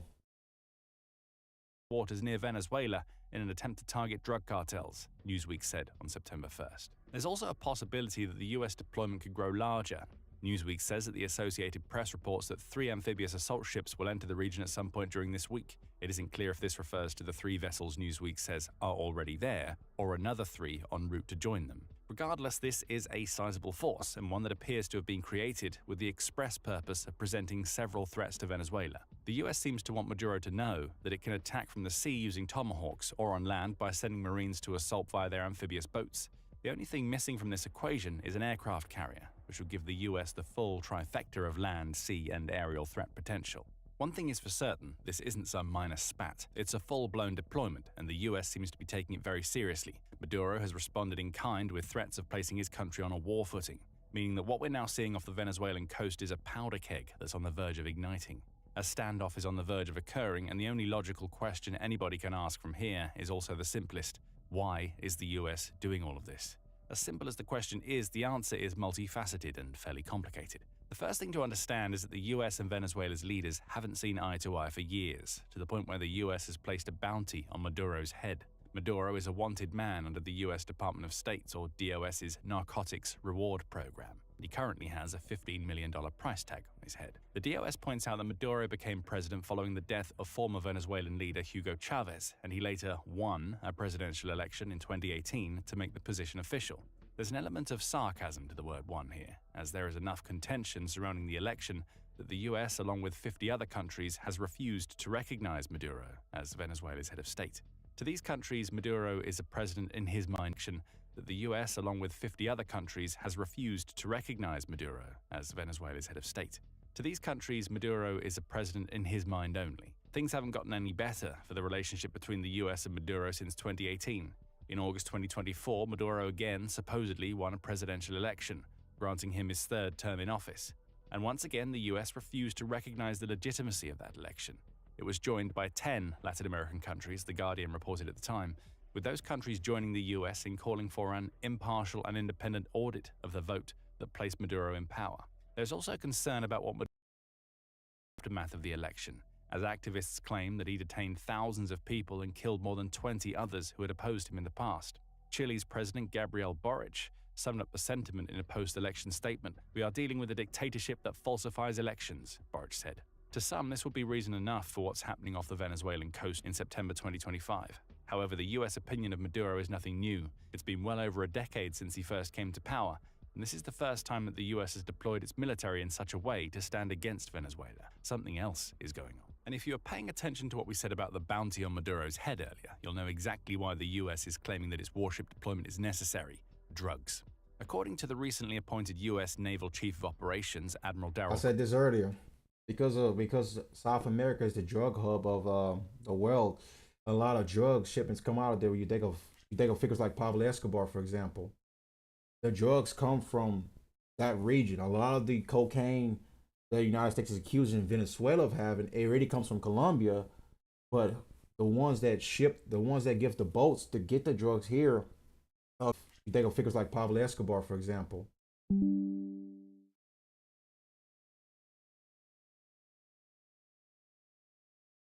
Sorry, I had dropping frames right there for a minute. Where it comes back. All right, we good. PBS reported on August 29th. The same outlet quotes the White House Press Secretary Caroline Leavitt as also claiming that drugs are the reason why there are US warships off the Venezuelan coast. She told reporters that the president is prepared to use every element of American power to stop drugs flooding into our country and to bring those responsible to justice. It also shouldn't escape notice that President Trump has designated several groups that may have ties in Venezuela, including 6 of Mexico's cartels and El Salvador's MS-13, as foreign terrorist organizations. Inside Venezuela itself, the group known as Tren de Aragua carries this same designation. The foreign terrorist label could be used as a justification should the US choose to exert military force against these groups. The flow of drugs through Venezuela and into the US is certainly a problem. As far back as April 2019, CNN was claiming that corruption running to the core of the Venezuelan government had essentially created a cocaine superhighway from the country and into the US. CNN said that a months-long investigation it conducted at the time found that cocaine was flowing from neighboring Colombia into Venezuela at record rates. Consequently, drug flights from Venezuela were almost daily in 2019, which is a stark increase from the 2 per week recorded in 2017. It seems that the drug problem hasn't gotten much better since. Publicly, at least, the US is very keen for the rest of the world to know that it's using its warships to curtail this drug problem. But is that really the case? According to a September 2nd report by The Independent, perhaps not. It says that some experts are disputing the reasoning of tackling drugs that the US claims is behind its naval deployment. One of those experts, Florida International University political analyst Imdet Unar, says that the size of the force doesn't match the reason given. The buildup is a sizable force for what's officially a counter-narcotics mission, much more than you'd normally expect for that role, Unar says. The posture sits in this ambiguous middle ground, enough firepower to keep Maduro guessing, but not so much that it commits the US to a full occupation. CNN adds the US hasn't presented any conclusive evidence that proves Maduro's alleged role in international drug trafficking. It spoke to Venezuelan Congresswoman Blanca Eckhout, who said, "For there to be a drug cartel, either you produce the drugs, you process it, or you traffic it. And if there's no cultivation, production, or drug trafficking in Venezuela, how can there be a cartel? It's unsustainable." Is this the truth? Or are these precisely the types of words you'd expect to hear from a government that has long been accused of being illegitimate? It's difficult to say either way, but this lack of concrete evidence about Maduro's supposed drug connections adds another wrinkle to what's happening. If the US isn't countering the drug trade in Venezuela at the government level because that trade doesn't exist, then what is it doing? And what happens next? With the US sending warships and Venezuela preparing its ships and drones on its coastline, that is the biggest question on everybody's mind. And as the US seems to intend, we don't have any definitive answers. The only thing we know for certain right now is that there is no land incursion into Venezuela planned yet, at least according to PBS. It says that the US has yet to offer any signals that the thousands of personnel it's deployed, including 2,000 Marines, will be assaulting Venezuela's shores. But beyond that, everything else is up in the air. It's unclear what the US ships will actually do, if anything at all.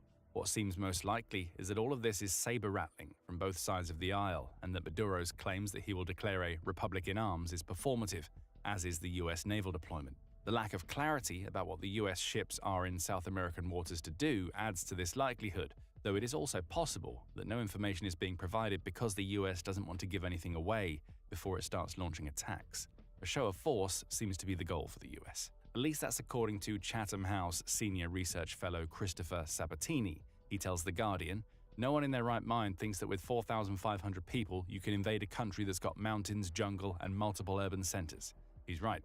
The amphibious force the US has amassed may be larger than expected, but it's not big enough to fight through Venezuela's military, even in coastal landings that are supposed to be targeting cartels. Stewart also highlights that many military experts believe that the US naval deployment is more about keeping Maduro on edge than it is about trying to tackle Venezuela's drug organizations. Very few people see Marines going ashore, Stewart notes, with it being more likely that the US is trying to rattle Maduro with a show of force, a naval group that could imply a future invasion without actually launching one.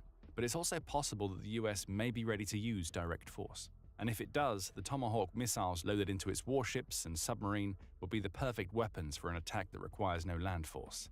Stewart says that some experts believe that may be what the US has up its sleeve. Targeted precision strikes could be about to take place against multiple targets. These could include cocaine-producing laboratories or bases for Colombian Marxist guerrillas involved in the drug trade and operating from Venezuela. If that's the approach the US takes, Maduro is making it clear that he would consider it an act of war with his most recent statements.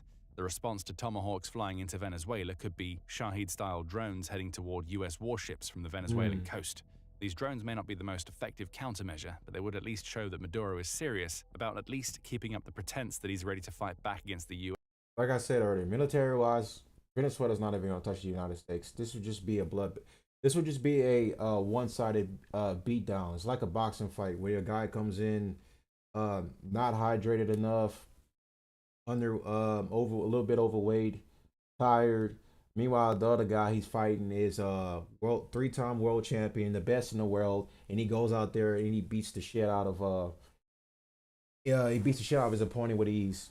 This is exactly what the equivalent of what the United States would do to Venezuela. It's not even close. This would just basically just be a beatdown. Wouldn't even matter at all.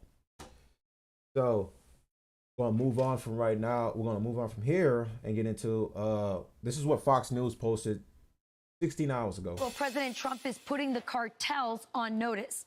The U.S. military obliterating a drug smuggling boat off the coast of Venezuela, killing 11 Tren de Aragua narco-terrorists. Defense Secretary Pete Hegseth says Maduro has some decisions to make. What we have there in the Caribbean is a clear demonstration of military might.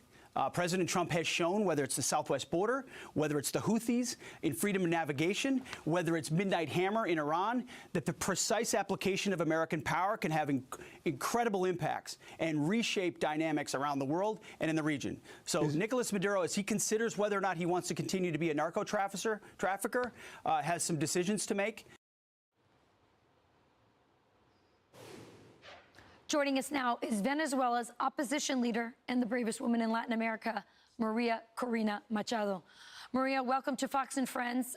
You heard our Defense Secretary speaking right now. What do you think the decision will be by Nicolás Maduro? What will he do next? Well, first of all, and on behalf of the Venezuelan people, I want to tell how grateful we are to President Trump and the administration for addressing the tragedy that Venezuela is going through, as it should, because Maduro has turned Venezuela into the biggest threat to the national security of the U.S. Like I said, she's one of the many that I've heard. A lot of Venezuelans have dismissiveness about Maduro. They do not like Maduro as a ruler. They want this guy overthrown. They want this guy out of power. They want Venezuela to be liberated from this guy. This guy is literally the worst of the worst. So, as I talked to, let's recap everything right quick. So, like I said earlier, what's the main reasons why the United States is going after him? They believe he's an illegitimate leader. They believe most of the cocaine, which is not true, but Venezuela is the highway. Excuse me. It's the highway for where all the drugs come from. Colombia. They are made in Colombia. They go to Venezuela, then they go into the United States. Venezuela ensures the cocaine goes into is trafficked into the United States. And then they believe there's a lot of totalitarianness that's going on in Venezuela too. They believe that Maduro is prosecuting, exiling a lot of opposition to him. They believe he is ruling with an iron fist and jailing people that criticize his presidential run and criticizing if he is a legitimate ruler or not. They believe he's bleeding his economy dry and letting his people starve and dying on the streets. And he believed that this guy is a hardcore socialist who is not doing right by Venezuela. This is what the United States feels about Maduro. This is what a lot of Venezuelans feel about Maduro. And their hope is out of this is to up the bounty even more to where the people of Venezuela will turn on Maduro and overthrow him so that the United States can get him and prosecute him here in the States and jail him. So that's what the purpose of the bounty is for. That's why I started off at 25 million. It increasingly kept growing to the point where it went up to 50 million. And it's only going to go up even more. I predict it's going to go up to 100 million by next year. It's going to keep going more and more till the number reaches at least about, I would say about 200 million, maybe 300 million. And people are going to start getting ideas then to start thinking about turning on Maduro and jailing him. That's what I believe. So we're going to listen to what she has to say a little bit longer. Then we're going to move on to our last video. And then we're going to get out of here. U.S. and the stability of the region. And this is about saving lives, Rachel, not only Venezuelan lives, but also life of American people. Because as you have said, and we have heard, Maduro is the head of a narco-terrorist structure, corporation. So Maduro has finally, and it's understanding finally, that the time of impunity is over, and it is in his best interest to accept the will of the people that voted against him. It's time to go. Yep, the pressure is mounting, and he is feeling more and more like a caged animal. Repression has increased. I want you to talk about that.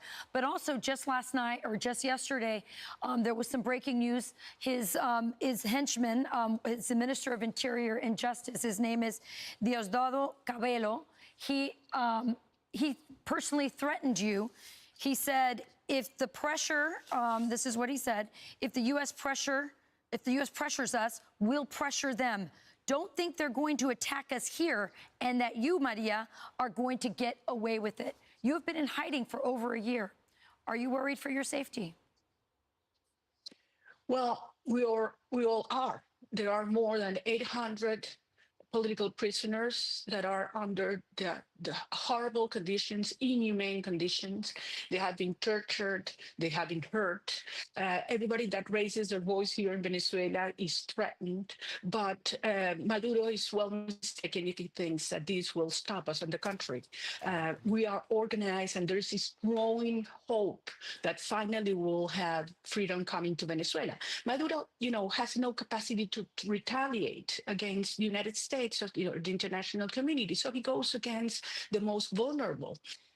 But this is turning against him. He doesn't trust the armed forces. He knows that Venezuelan society is united, and I dare to say, as no other society in the region, even in the world. So we are heading into an orderly, peaceful transition.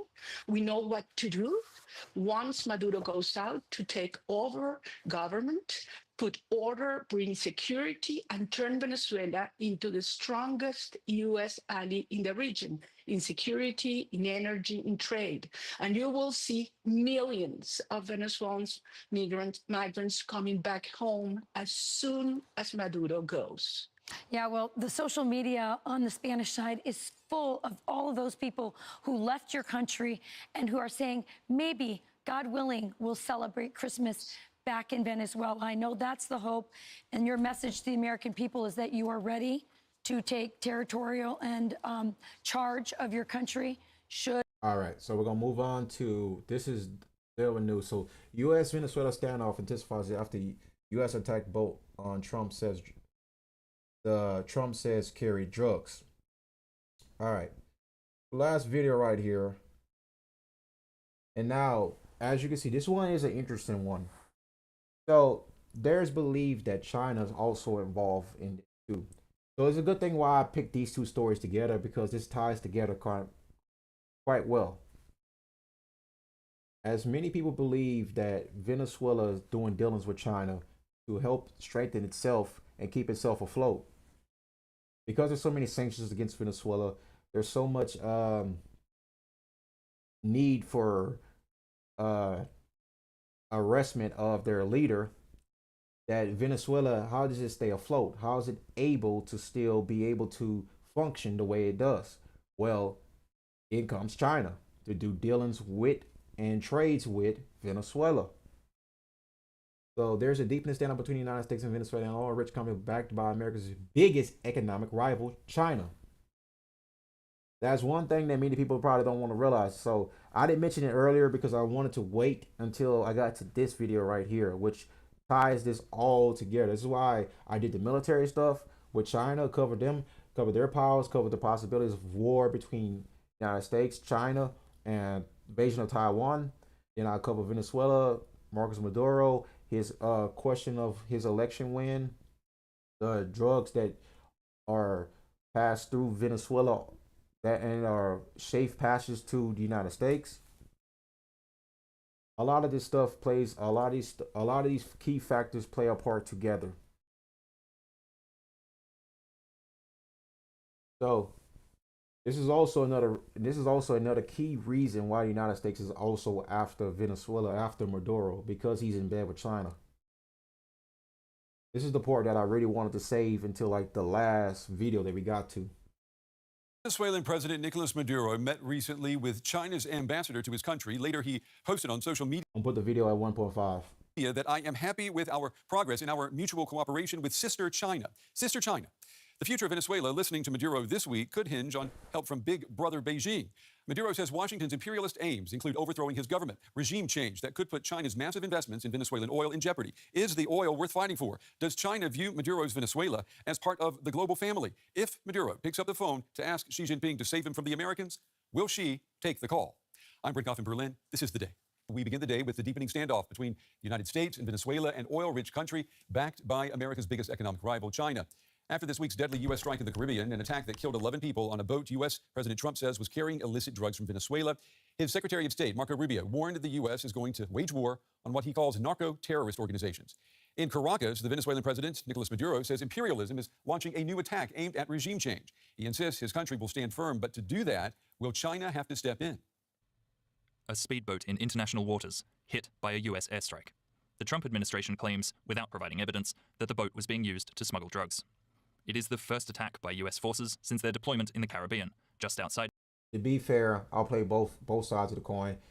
Neither did the Venezuelan officials also provide any evidence that that boat was not filled with drugs. They just said that the United States government, attacked a harmless speeding boat.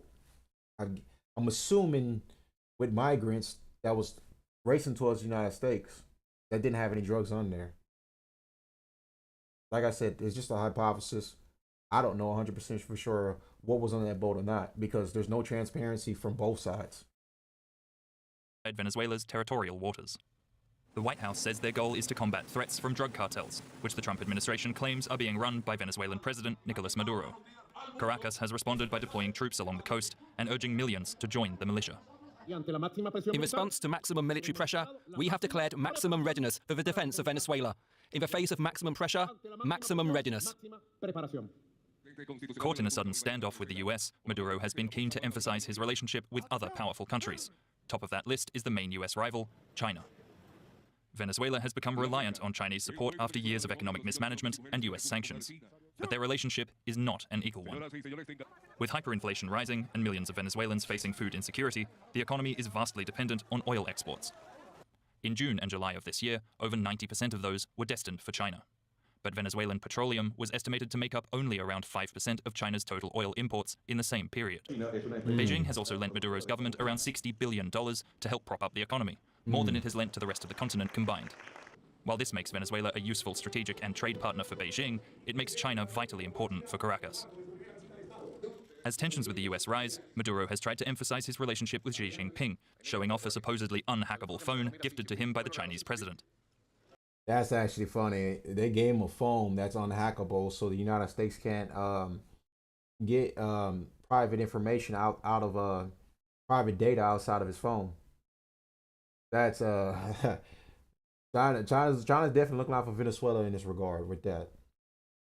And China has responded to the US deployment in the Caribbean, saying they oppose the use or threat of force in international relations and the interference of external forces in Venezuela's internal affairs under any pretext. But realistically speaking, they're not going to get involved in case there was a full-on warfare against United States and China. China has its own thing it's got going on right now. It's not going to obviously get involved in a conflict if we were to get involved in a straight-on, full-on assault with Venezuela. They would not get themselves involved because they have their own stuff going on. They have their own agenda going on. Taiwan arguably is more of their concern more than anything right now. But just how China would react to any direct conflict between the US and Venezuela remains, for now, unclear. And for more on this, I'm joined now by Wesley Alexander Hill. He's Assistant Director and Lead Analyst for Energy Growth and Security at the International Tax and Investment Center with a specialty on China and Chinese relations. Wesley, it's good to have you with us.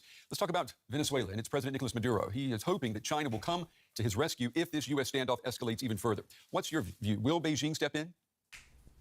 I think it is comparatively unlikely. Maybe if we were having this conversation 5 or 10 years ago when it seemed like Sino-Venezuelan relations were increasing, when China was increasingly interested in Venezuela as an economic partner and as a political project. But the last 5 years, especially post-COVID, have been really disappointing for the Chinese side.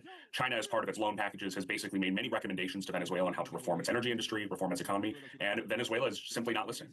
You wrote a piece for Forbes, and I'm quoting here, Venezuela may represent an opportunity for China, but on a strategic level, it is a bridge too far. Why? Because essentially, what does Venezuela offer China? It offers it oil. It offers it actually oil that is pretty difficult to refine and process, but not much else. The Venezuelan political model, has a very limited set of appeal inside of South America, even if there was, once upon a time worries about the pink tide. And whatever Venezuela offers, China can get elsewhere, often cheaper, often easier, without confronting the United States of America.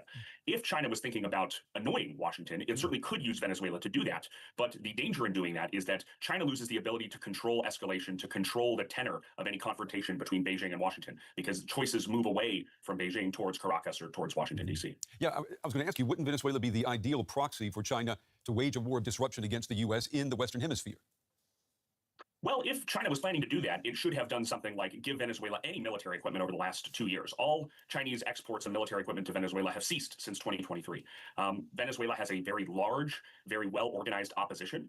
and it is not uncontested domestic political power. So the gamble that Beijing would have to make is that Venezuela either causes enough conventional damage, which is very unlikely, or the United States gets stuck inside of another unwinnable counterinsurgency military quagmire situation, which is also far less likely than other situations such as Iraq or Afghanistan, because there is a large, organized, well-educated opposition to the governing party in Venezuela that we just didn't see elsewhere. Let me ask you about the oil. China imports around 90% of Venezuelan oil. If that supply is threatened, do you see that changing the equation at all for Beijing? Not really, because while China does import 90% of Venezuela's oil, that oil is a sum total of Beijing's total imports. It's actually pretty small. The second point is that Venezuelan oil is a very heavy oil, comparatively low quality. So when you compare it with Saudi oil or Iranian oil or many other sources of oil that China has access to in East Africa, for example, you have to spend more money and there's more upfront investment to refine it. For the United States, which actually, even through this wave of sanctions that have been going back and forth for the last 20 years, still refined most of Venezuela's oil because it was economic to do so. China simply, it's not worth expanding its refining capacity just to spend more money to get more oil from this unreliable supplier that is easily intercepted by the United States if really it came push to shove. Let me ask you about the U.S. Secretary of State Marco Rubio. How does Rubio impact what is happening? I mean, he is reportedly the hawk in the Oval Office who wants regime change in Caracas, but there is more to this, isn't there?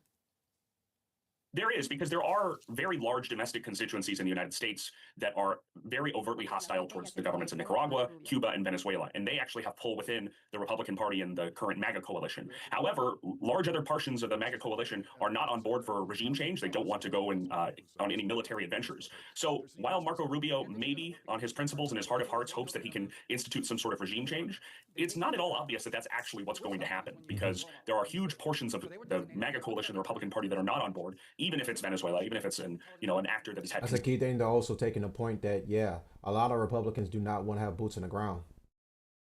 In order to have a regime change, you have to have boots in the ground. Like I said earlier, for a full-on military assault against Venezuela, a lot of key things have to come into point. Where, of course, aerial assault, sea assault, then soldiers on the ground. So, in order for Maduro to get overthrown and to be prosecuted, I mean, he has to, of course, be in the custody of the United States, and then the United States, of course, wants to put it in a puppet government that better suits the United States and also better suits the Venezuelan people. But do you, in all honesty speaking, I mean, like, would that ever happen? Because like Trump, like the guy said right here, it's highly unlikely confrontation wouldn't happen. I still personally speaking, it probably will happen at some point, especially if Maduro does not get the drugs that are passing through Venezuela under control. So I feel like there is going to be a major escalation at some point, especially considering that a lot of drugs are passing through Venezuela, and Trump administration is wanting to go after him, and then plus he is in bed with China, and China is not going to come to Maduro's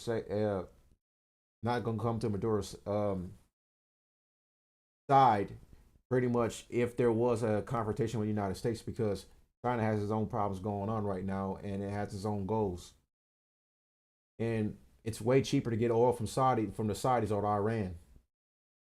I mean, the oil Venezuela offers, it's good, but so it's not even really worth Chinese. It's not really worth the Chinese time to really want that oil, because they could just go get cheaper oil from elsewhere and don't even have to worry about what happens to Venezuela afterwards. Considerable tension with the United States over the last 20 years. And this is to say nothing about the Democratic Party or people outside of this coalition. Would U.S. credibility in the region be strengthened if President Trump were demanding democracy in Venezuela instead of focusing on this narco-terrorism war? I mean, and also, is there an end game here for the U.S.?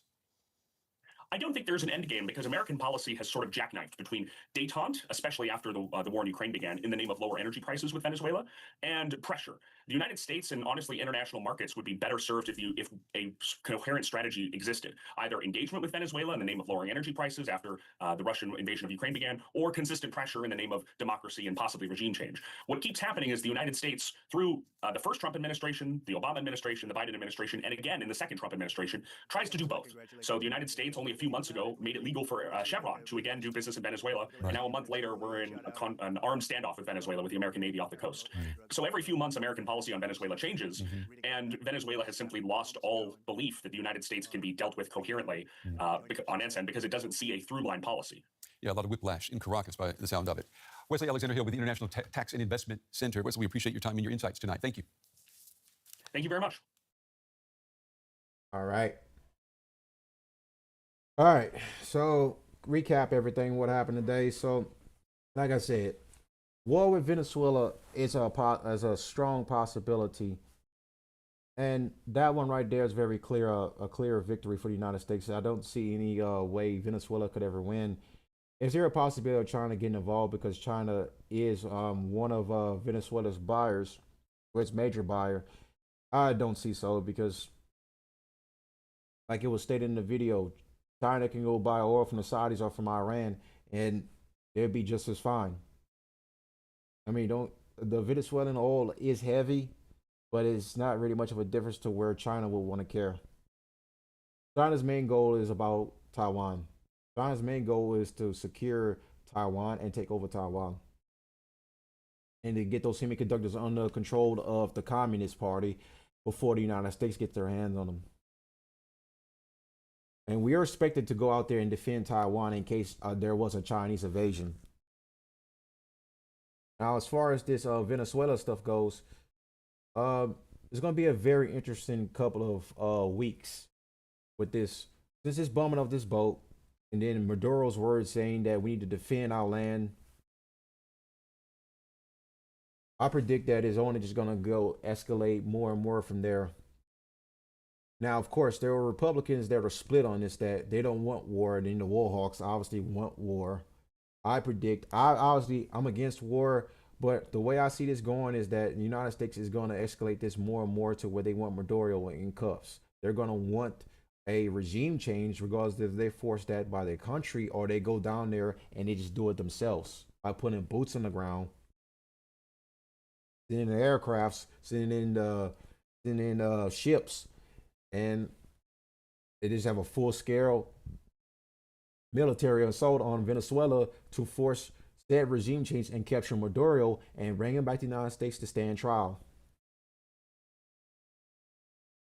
There's one way they can get it done without having to even do military actions, is by raising that bounty more and more, which I predict they're going to keep doing. I predict it's going to reach at least about that 50 million is going to reach about 100 million either before the end of this year or going into next year. And then by next year, it's going to reach, and then it's going to go up even more.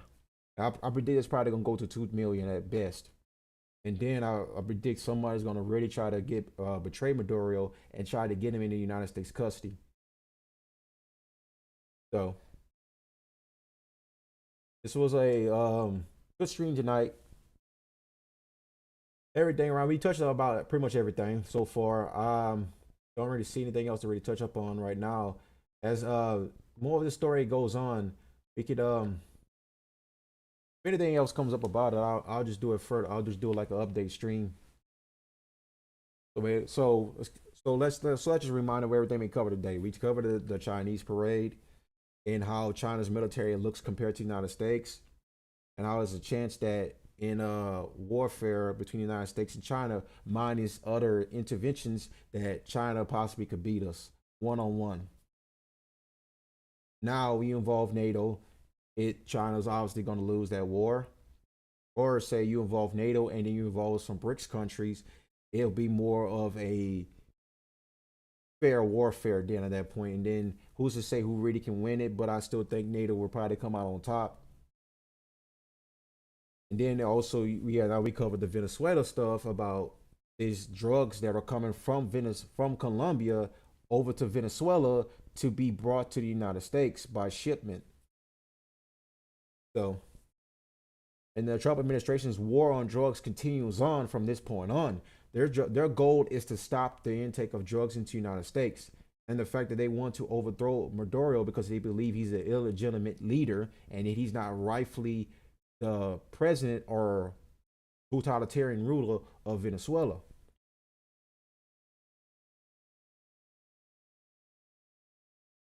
They believe he's bleeding the economy dry. They believe he's starving the people. They believe he prosecutes anyone that criticizes his regime. They believe that he needs to stand trial and needs to face his crimes for everything that's happened so far. So that's pretty much everything right now I've covered. So if there's anything else, people can write in the comment section. I'll do like an update or whatever. But yeah, so I'm gonna get out the suit and relax for a minute. But anyways, I'll see you guys tomorrow for tomorrow's stream. Don't know what we will cover yet. We'll probably do like an update on Gaza stuff. Might cover some see what's going on with the Russia-Ukraine stuff, and might cover some domestic news, some economic news or whatever. But anyways, I want to thank everyone for joining tonight's stream, and I look forward to seeing everyone tomorrow. So I want to let you know to have a good rest of your day. Make sure you smash the like button down, leave a comment, let me know how you feel about the video tonight. I mean the stream tonight. One of those nights. But let me know how you feel about today's stream. Let me know I can improve on whatever. And also let me know how the mic is. Because I read to raise up the volume a little bit on the mic, because someone told me yesterday the mic was not didn't sound perfect, but I raised it up just a little bit. But anyways, I'm gonna get out of here now, and I want to thank everyone for joining me for tonight's stream. I'll see you guys tomorrow.